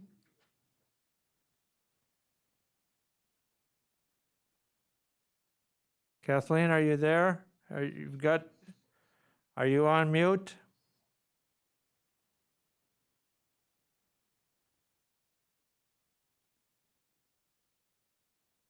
You see her. Kathleen, are you there? One last try. Okay, we will close the public comment period of the Executive Committee agenda, and we will move on to item number 3, approval of the July 15th, 2021 Joint Executive HR Finance Committee meeting minutes. What is your pleasure? Motion by Vice Chair McHugh and a second by Mr. Butke, or Supervisor Butke. Is there any discussion? Any discussion? Seeing none, all those in favor of the motion to approve the July 15th, 2021 Joint Executive HR Finance Committee meeting minutes signify by saying aye. Aye. Opposed, same sign. Motion carries. Policy issues for discussion and possible action. County board meetings to be held in person and mask requirements. I was approached by one executive committee member because of the number of cases that the county is now receiving and the Delta variant. They wanted to potentially revisit the in-person meetings, and so I brought it back for discussion. Chair Gibbs. Go ahead. This is Supervisor Mask. Supervisor Mask, go ahead. Thank you. You know, a lot of us lived through polio, chickenpox, measles, mumps, and whooping cough. And because of vaccines, for the most part, these are now a rare occurrence. Polio, for one, was a global effort to eradicate it. Vaccinations have eradicated a lot of diseases, and yet there are just way too many people out there who refuse to help make our world safe again. With numbers going up and the threat of more people getting sick or dying, we need to start safety protocol again. We all know what to do, and we've done it in the past, and it works. So my recommendation is no in-person meetings for an indeterminate amount of time to keep the numbers down and protect all of us. Wait to see how this next wave of infections goes before putting us all in a room full of people. I believe we have a moral and a professional obligation to be an example to the rest of our county residents. Numbers are going up, and we should not be responsible for adding to them because of a little inconvenience. Thank you. Thank you. Others? Other on the executive committee? Supervisor Leahy. Supervisor Leahy, go ahead. Thank you, Mr. Chair. I would have to be in agreement with Supervisor Mask's statement. I did vote yes to return to in-person meetings for the one main full board voting meeting. But as the cases are rising, I would have to change my mind, and I think we should go back to having having a remote option for all county level meetings. And personally, if that's going to be the case, then I think there absolutely should be a mask mandate while we're in that room together. Thank you. Okay, others? Supervisor Butke. Thank you, Mr. Chairman. I too voted yes to come back to full meetings here at the courthouse. And much like Supervisor Leahy, I have looked at the numbers and think that we need to take a step back. And I think we do need to at least give the offer to allow for virtual voting meetings. Thank you. Vice Chair McEwen. Thank you, Mr. Chair. Yeah, I feel the same way. If supervisors don't feel comfortable coming back to in-person meetings, we should give them that option. But like I said, leave it open for supervisors that would be willing to come in for meetings at the courthouse. But I do agree that we should give them that option. Thank you.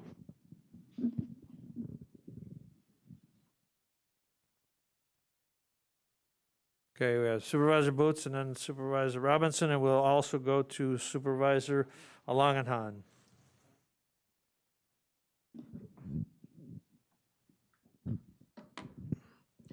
I would mirror Supervisor McEwen's thoughts on this. Supervisor Robinson. As Chair of the Board of Health, I would too.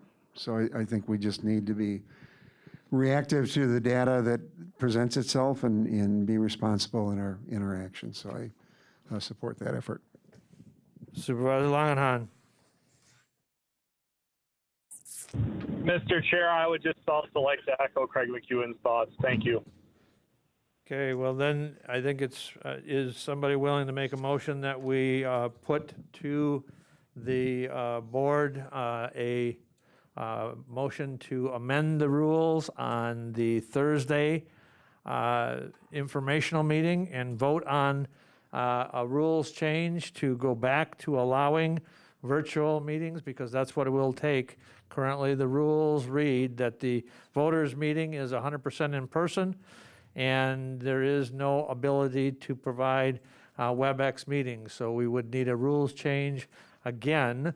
And so if somebody's willing to make that motion, we'll put it on the agenda to discuss and for a possible vote and action on the next Thursday's meeting.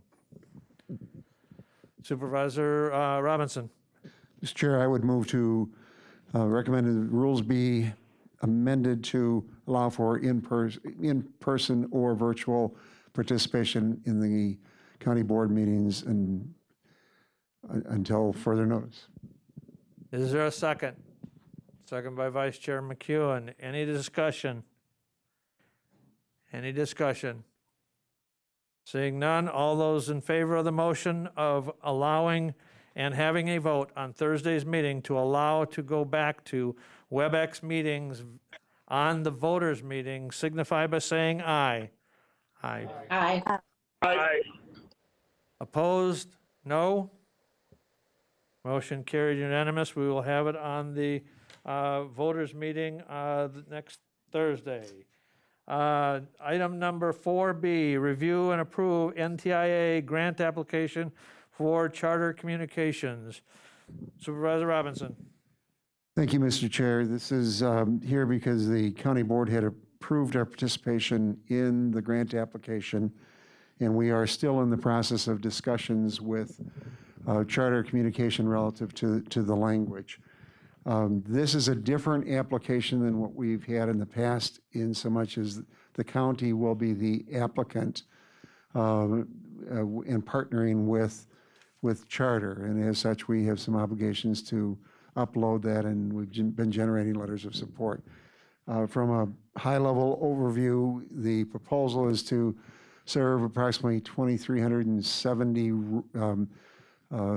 places or businesses or residents throughout the county, over 5,000 people. It focuses primarily on the eastern part of the county. However, it does come into central part of the county, including the towns of Texas, Village of Cronewater, Town of Marathon, and others. And you've seen the maps and the request for letters of support. Our problem today is that we were hoping to be more advanced in our discussions with Charter, and we've received information yesterday, and we've had discussions today relative to some of the language, and some of the language that creates the areas of concerns are requirements of the NTIA grant application, such as the county assuming responsibility for financial oversight and operational support. Many of those items will be addressed through our memorandum of agreement with Charter should the grant be approved, and we need to do that. So we had hoped to have more to you today. I think what we're looking for is the authorization. I think we've deferred to this group to kind of give an overview, and I think we're like Kewaunee County, which is another county in a very similar position. We're at a point where we need to get the grant application, as there's $228 million available nationwide. The projects are $5 to $30 million each. There aren't likely to be a lot of awards. There's a requirement that they look at a number of factors, including looking at spreading it across the country. But we're hopeful that we would get favorable consideration, and it would help in our efforts.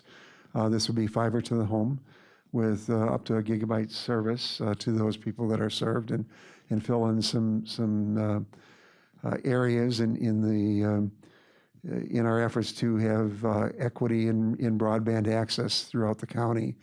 So I would, if appropriate, make a motion that the executive committee continue to authorize the appropriate officials, in this case, Administrator Leonard, to sign the grant application, with the understanding that should we be awarded the grant, that we will negotiate a memorandum of agreement with Charter Communication relative to our roles and responsibilities and terms.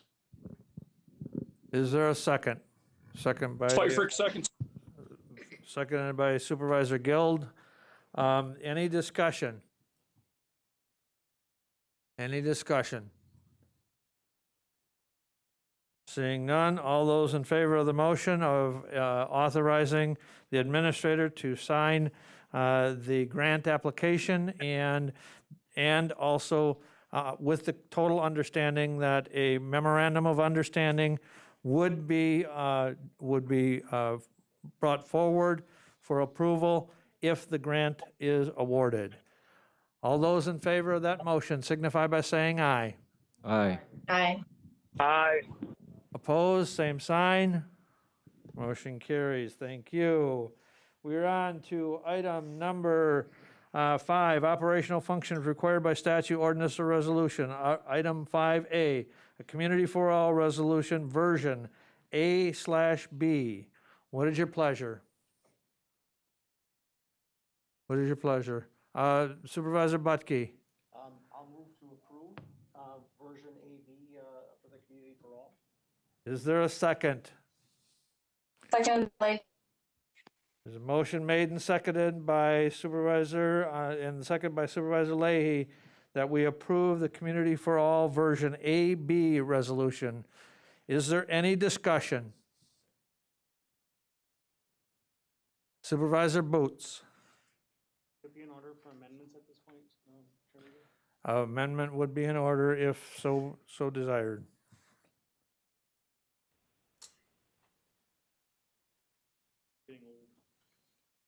Can you get a mic, please?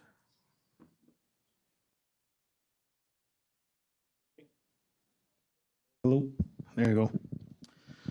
Good afternoon. I typically do not write things down when addressing my fellow supervisors. In fact, I can only think of 2 other times I've done so in the past 8 years. This being said, I feel my shoot from the hip approach in this matter may not serve me, my constituents, or this board very well at this point. I will start with a quote I heard about a month ago. It takes 20 years to build a reputation and 5 minutes to ruin that reputation. First of all, I would like to thank the supervisors who put so much of their time to have open, honest, and direct conversations with me and other fellow board members over the last couple months. If nothing else, I personally have found a new respect for each one of them. Even if I may not agree with everything they do, I feel they have a passion for their role in the Marathon County government and are a great asset to this county. So I'll dive right into my thoughts. During my discussions and research, I have come up with one thing I feel is the ultimate divider in this resolution: equity versus equality. Now, depending on who you talk to, there'll be more things that they are comfortable or not comfortable with in one of these resolutions. But ultimately, equity is the word I see coming to the forefront of every debate. To be clear, I do not think any supervisor needs any more education on equity or equality for that matter.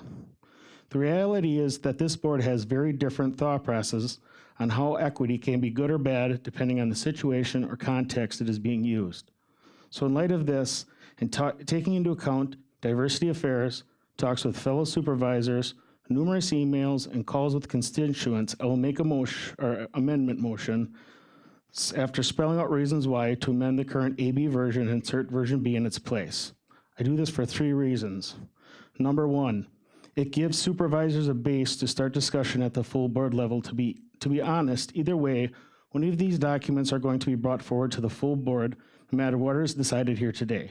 So we need a starting document, and I feel version B has the most consensus at this point.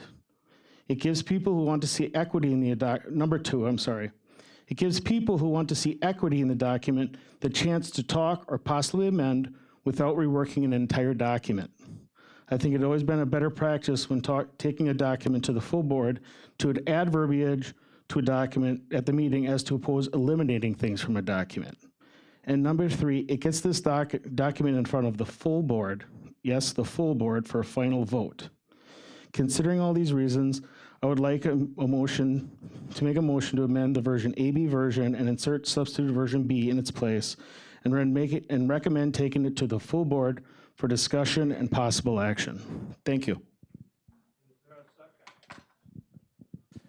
Is there a second for the motion? The motion is to substitute version B for total substitution. Supervisor Guild with a second. Is there any discussion on the amendment? Vice Chair McEwen. Thank you, Mr. Chair. I want to also thank the public comments that we received this afternoon. There were very compelling comments for both sides. We have been discussing this resolution, not this exact one, which started with the no hate resolution and then 3 to 4 community for all resolutions. As far as what Supervisor Boots is attempting to do, I support his efforts, but at this point, I think with all the diversity, the discussions about, and the division that has come from this year and a half or year and 2 months discussion, has made it very hard for the public to trust us. I just think that at this point, I just have, with the things that I heard and the opinions, I just can't support any of these resolutions. So I would not be supporting this one, or if the other one comes back either. Thank you. Other discussion. Mr. Chair, this is Supervisor Langenhan. Supervisor Langenhan, go ahead. Thank you, Mr. Chair. And I also would like to thank everybody that spoke under public comments. And I will keep my comments short. I would like to really commend Supervisor Boots, Supervisor Dickinson, Supervisor Lamont, Supervisor Zhang, and Supervisor Conway, and anyone else that decided to sit down at the table and try to work out a compromise resolution. However, I still stand by what I said back in May, which is if something is going to be called a community for all, everybody has to support it. And I feel that even if this resolution was to be forwarded onto the full board, it's still not going to be supported by everybody in the community. So I as well will not be supporting it, Mr. Chair. Thank you. Okay, any other discussion? Supervisor Mask? Supervisor Mask, go ahead. Thank you, Mr. Chair. You know, historically, Marathon County has always stepped up to the challenge of addressing the needs of everyone in our community. And our county has always stood firmly by our core values of service, integrity, quality, diversity, and shared purpose. So there was an article I read in the city pages, and there's a reason why the Ethiopian Community Development Council decided to look at our area to relocate people here. And it was stated in that article that they chose this area because of a strong network of service providers and a welcoming attitude. I think asking us to pass a resolution stating what we already do seems awfully redundant, and words on paper will never change people. We need to move on to policy issues that everyone in our county elected us to do, not just trying to legislate people's feelings. The phone calls and emails that I've received were 5-1 against any form of this resolution, and I do not support any form of this resolution either. Thank you. Okay, any other discussion? Okay, we have Supervisor Zhang first.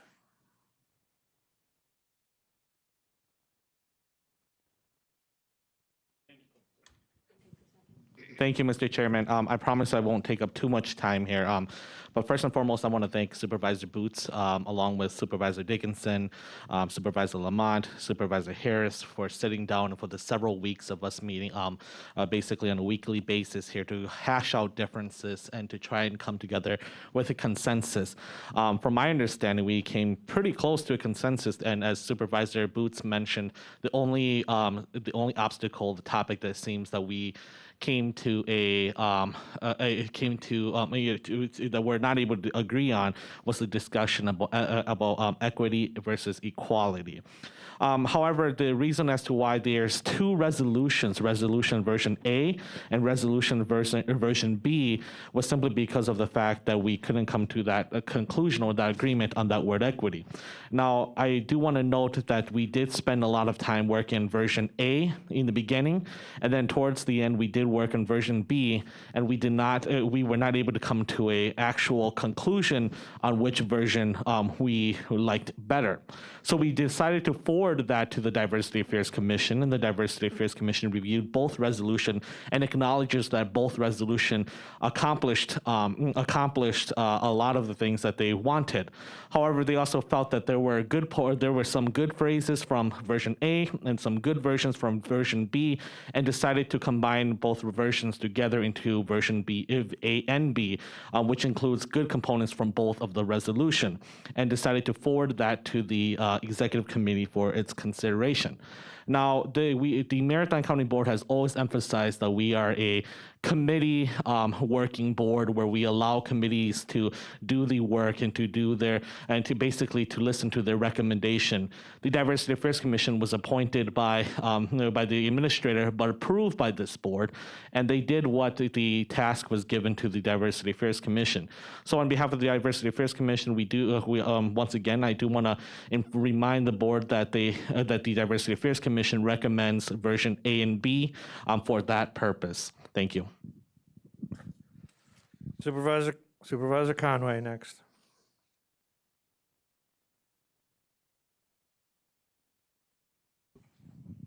There we go. And if we go back virtual, we don't have to fight with microphones. That's nice. Just a clarification that at this meeting, we're not asking for anyone's support. We just need to move it to the full board. And at that point, people can say if they support it or not. The communications I've had with my constituents are 3-1 in favor of it. So that's why I would be voting for it. But if you're hearing 5-1 against, perhaps you want to vote against. But it should be going to the full board so everyone can have that vote. So that's what we're asking today. And substitution or not, I mean, that's for you folks to decide. But I think it really does need to get to the full board. Thanks. Supervisor Harris is next. Thank you, Chairman. This resolution has just a little bit going back. After George Floyd and after the attacks on Asian Americans, our community did come together. There was a march, and a lot of our constituents asked us to not just, meet what's the next step. Why don't we come together? Why don't we say who we are? Most businesses do. Most businesses have a policy about non-discrimination. Marathon County is partly a business, but it is also partly about people as well. So that's what we did. The reason why it's taken so long is because, one, we wanted to be very thoughtful. When the resolution was first brought, a lot of people said that they had not had these discussions with people, didn't see racism at all or discrimination.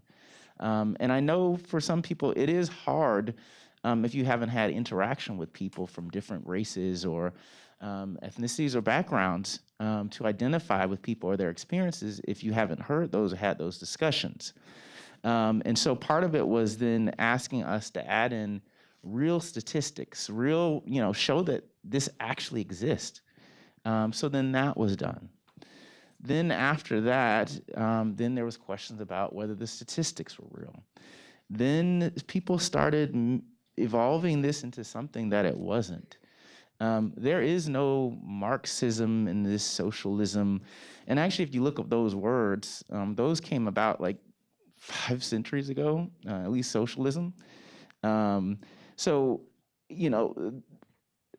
I don't understand some of that conversation. I understand fear, and I understand,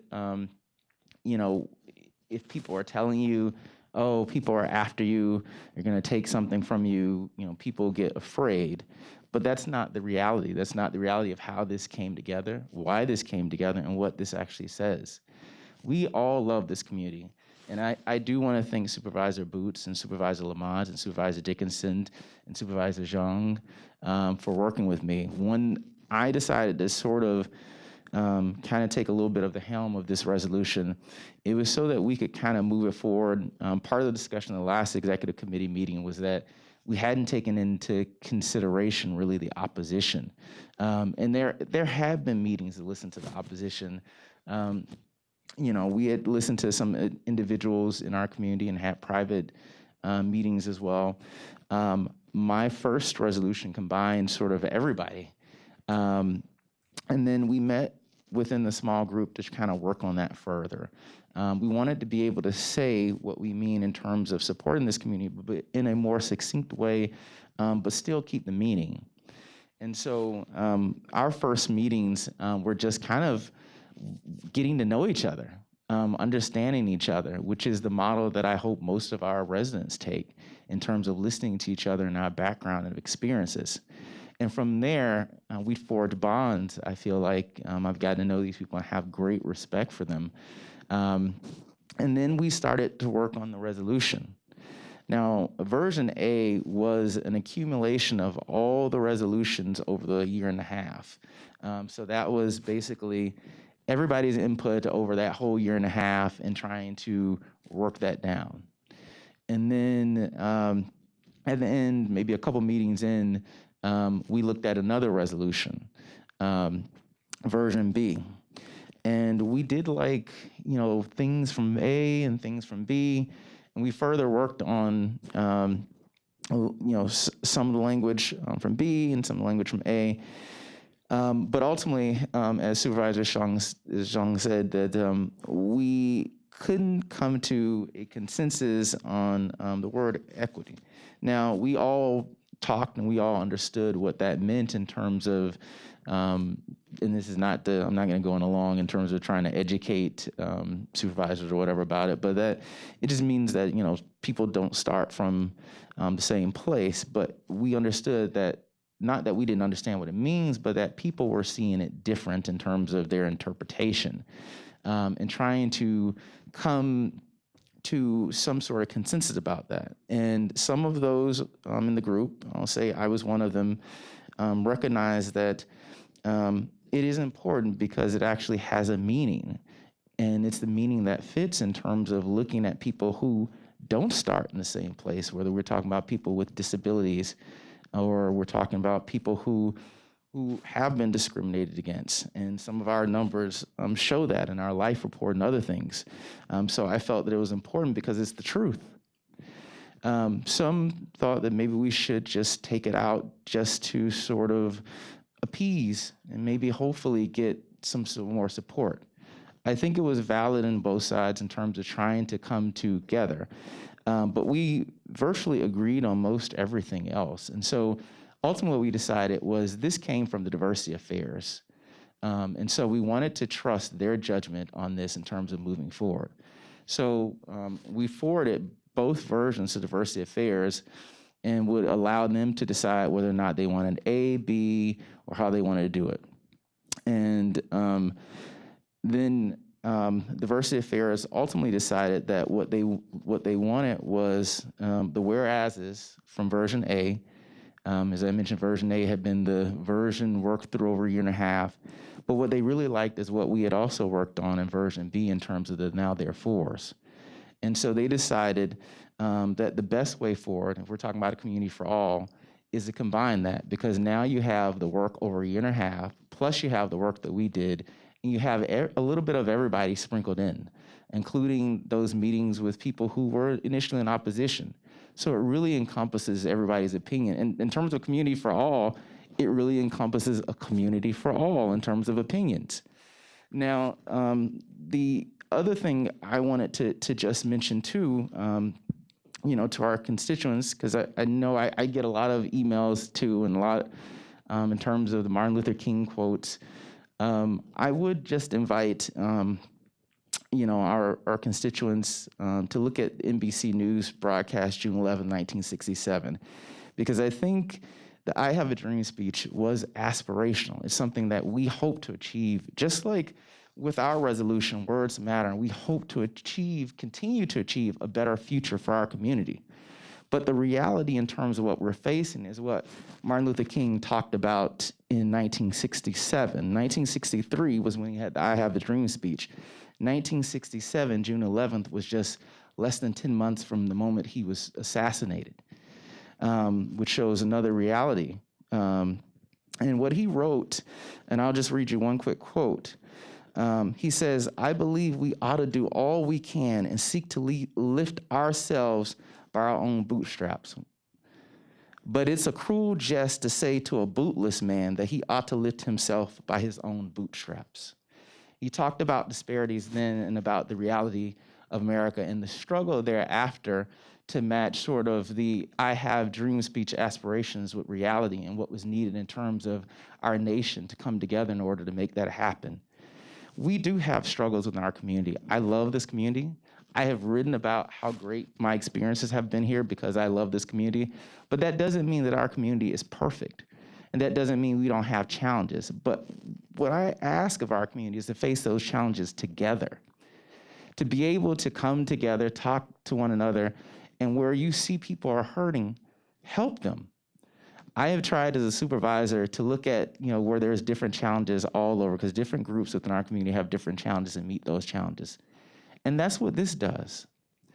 And lastly, before I conclude, one thing that has really sort of been disappointing is that a number of people that have come up to me that I've had really good discussions with in the end, some that were in opposition. I talked to one lady, very good-hearted, and we had actually a good conversation at the city council meeting. But the first thing she said to me is, "You think I'm racist? You think this community is racist?"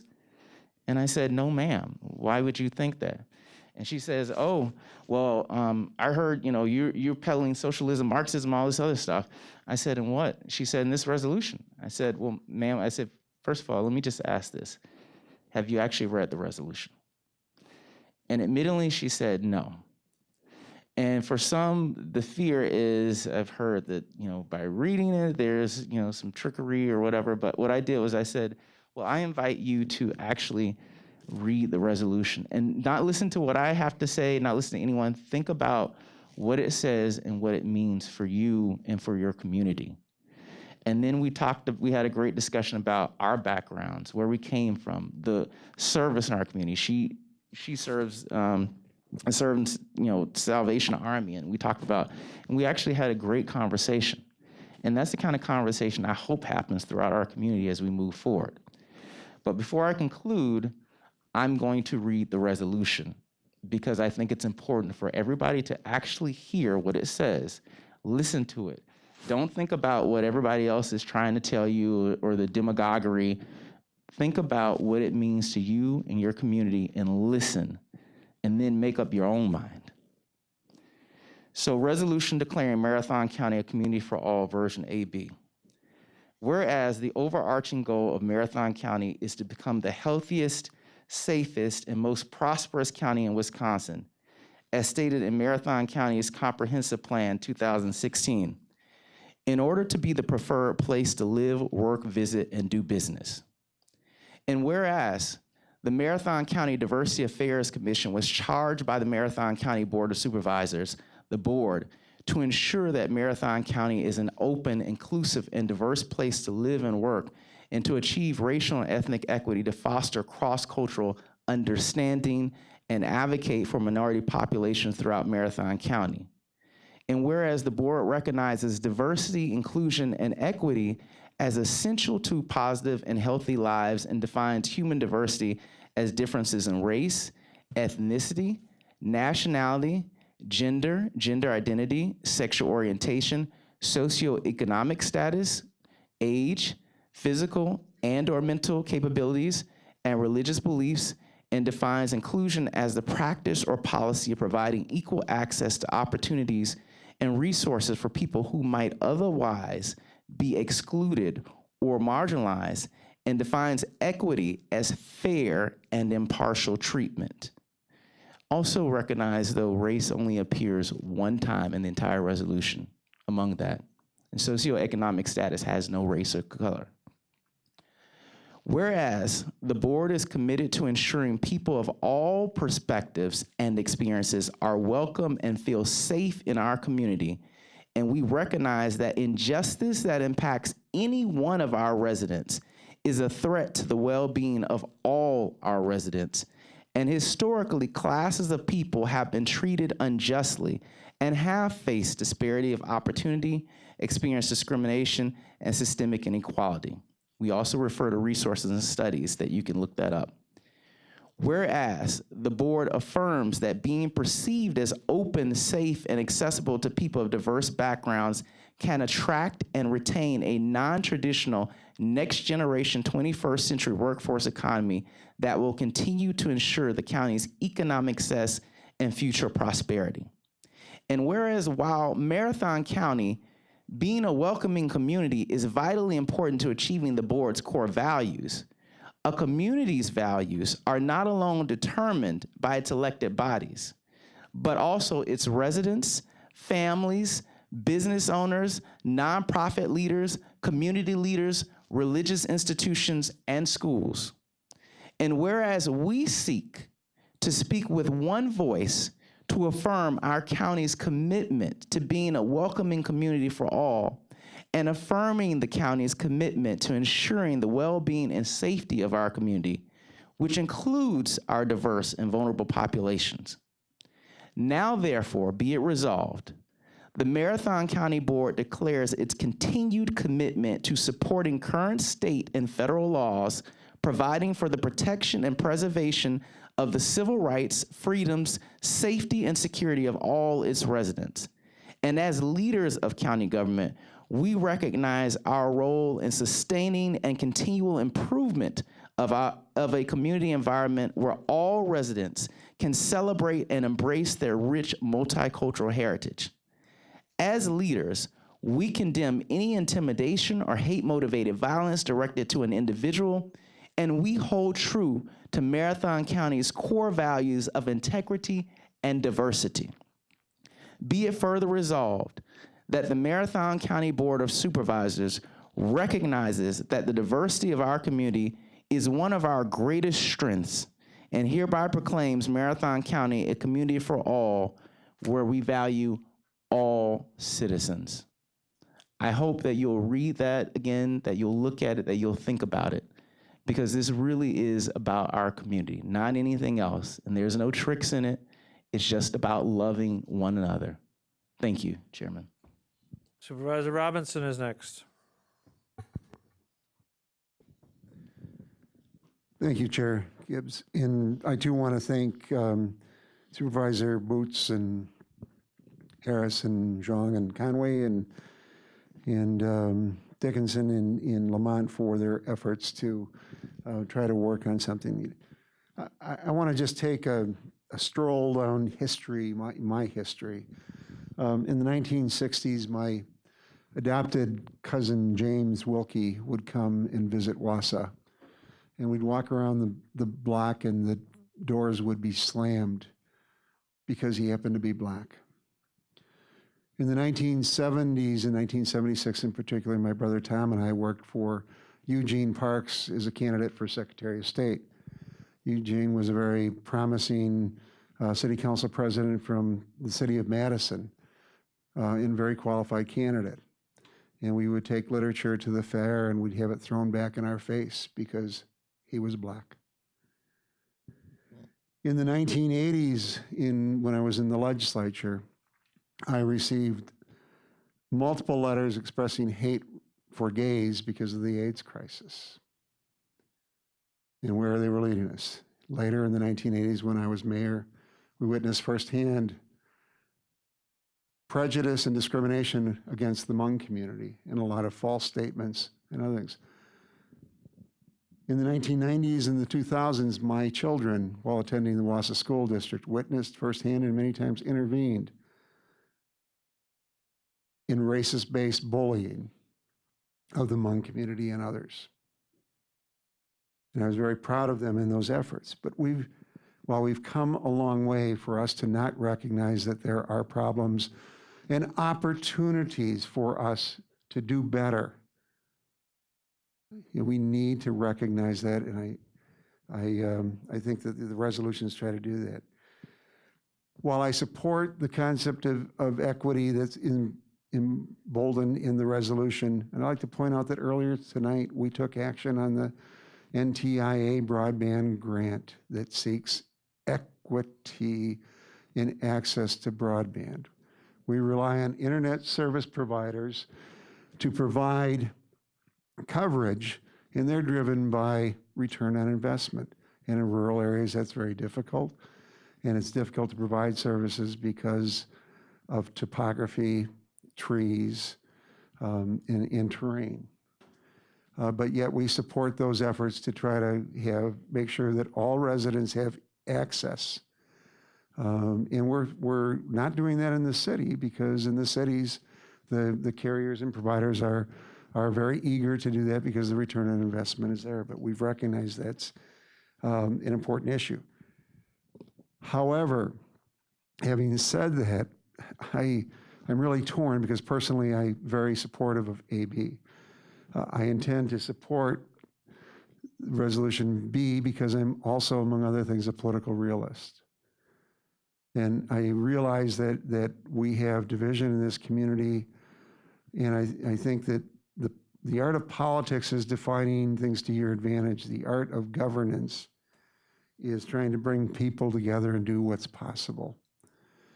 And while I have a preference toward one, I intend to try to advance the county board, the one that I hope will bring us together. My fear is that if we did pass it with a 20-18 vote, that doesn't show a community for all nor broad support.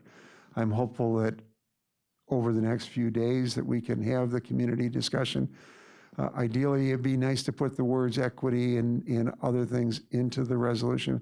I'm not sure that the community is ready for that, and more importantly, it doesn't appear that the county board is ready to do that at this time. So while I support and thank everyone for their input, I also want to deal within the art of the possible. Any other discussion? Vice Chair McEwen. Thank you, Mr. Chair. and I agree with a lot of comments that I've received, both for and against this resolution. And I'm sure I'm not the only supervisor that received numerous emails. And even the emails that asked me to support this resolution, many of them started out by saying that this community is a wonderful place, and we've had a long history of diversity. And I totally agree with that. Bringing up what some of the other supervisors said, if you review any of our hiring policies, we do not discriminate against anyone. We do have diversity in our core values, which states we will actively be welcoming and valuing people with different perspectives and experiences. We have it in our comp plan under 3.8, stating to ensure Marathon County is an open and inclusive and diverse place to live and work. All of those items that I just discussed, the core values and the comp plan, were voted 38-0. Those were things that we could get behind. It didn't cause the type of division that this resolution and the previous resolutions have caused. And like I said, I will, as a Marathon County supervisor, I will always support equal opportunities for everyone, as it states in our core values and comp plan. I cannot support any resolution that promotes division in our county.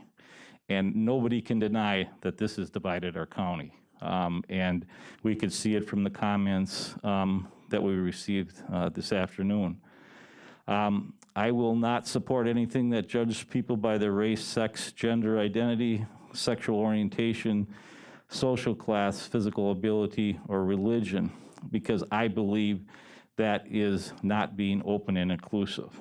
I think that these people, that the Diversity Affairs Commission meant for this to be a positive resolution, and it's by far turning out to be a positive resolution. So again, I'm not going to be able to support any of these resolutions. And I do believe that we have many other policies and issues that we're supposed to be dealing with, and we have not been. Thank you. Any other discussion? Supervisor Boots. I think we're missing one big part of this.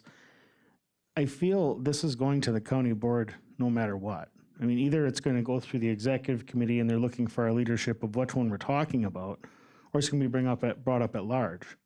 So I think we're looking to just either say, yeah, we need to take this to the full board, whether you agree with it or not, and give direction as to what we're going to be talking about at the full board level. That's, in my mind, it's going there either way. So I mean, to say, well, I'm not going to support it, I understand, but in the same aspect, I think what is being asked today is the executive committee going to make it to the full board, take it to the full board so they all can get their input, is what I would say to that, I guess.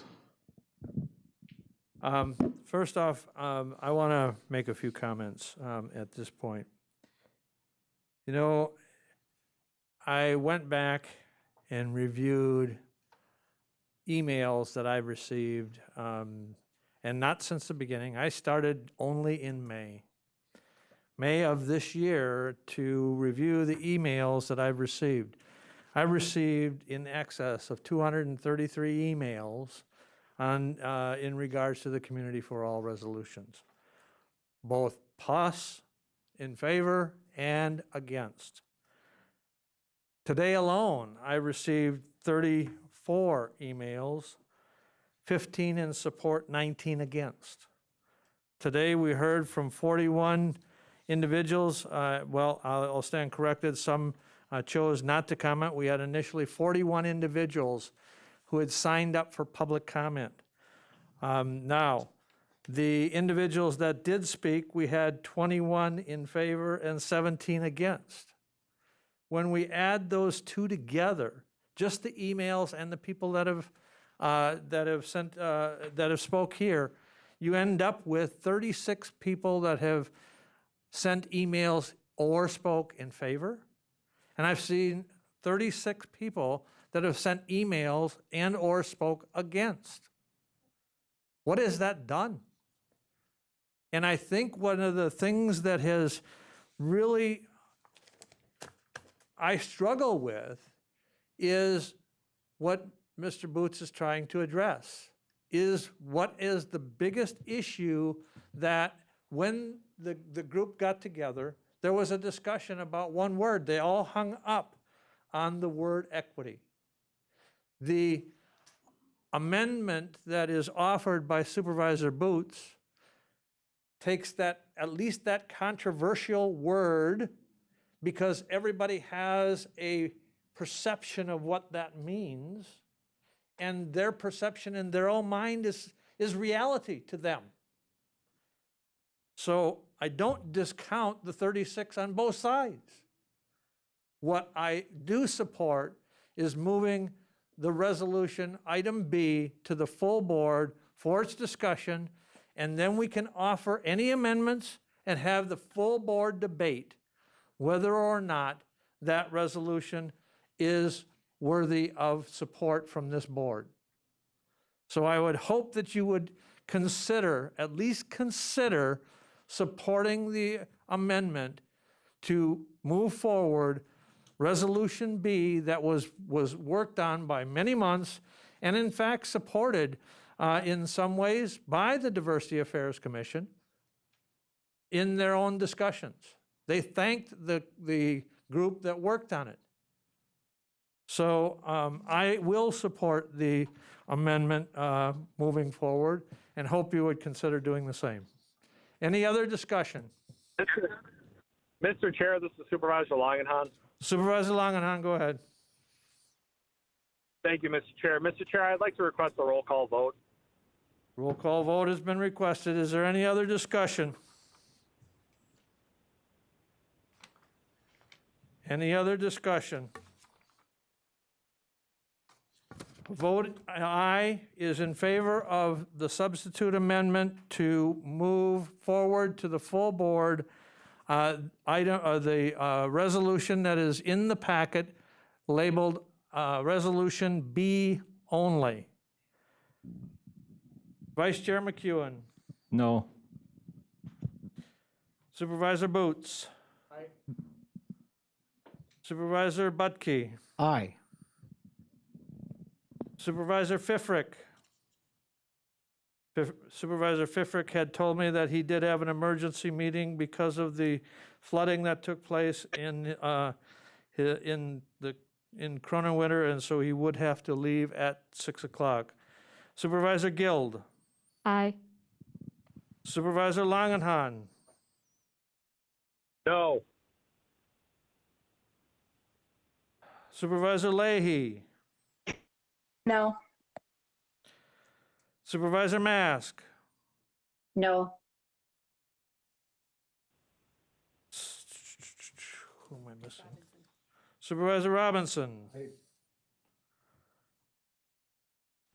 And myself, aye. The motion is carried on the amendment. Now, on the amendment, as on the amended resolution, is there any further discussion? Mr. Chair, this is Supervisor Langenhan. Supervisor Langenhan. Mr. Chair, I'd like to call the question. Question's been called. The motion now is to move, motion to approve as substituted item B, the resolution B to the full board. Those of an aye vote will send this to the full board for discussion on the Thursday meeting. Vice Chair McEwen. No. Supervisor Boots. Aye. Supervisor Butke. Aye. Supervisor Guild. Aye. Supervisor Langenhan. No. Supervisor Mask. No.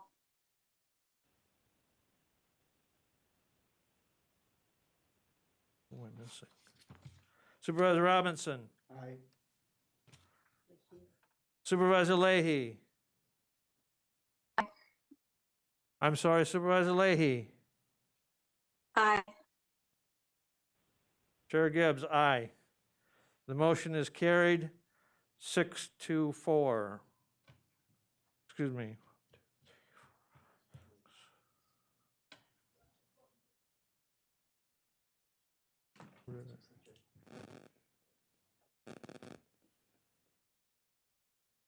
Excuse me, 6-3.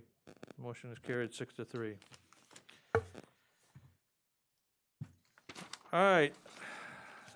Next item on the agenda, announcements and/or future agenda items. Committee members are asked to bring ideas for the future discussion. Next meeting will be scheduled is Thursday, September 9th, 2021 at 4 o'clock.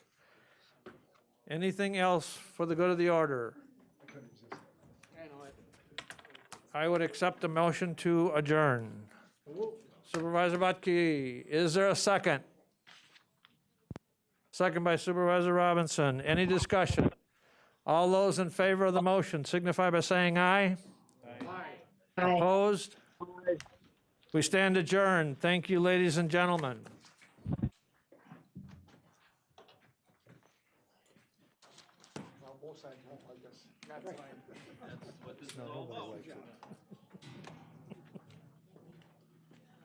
Ah, yes.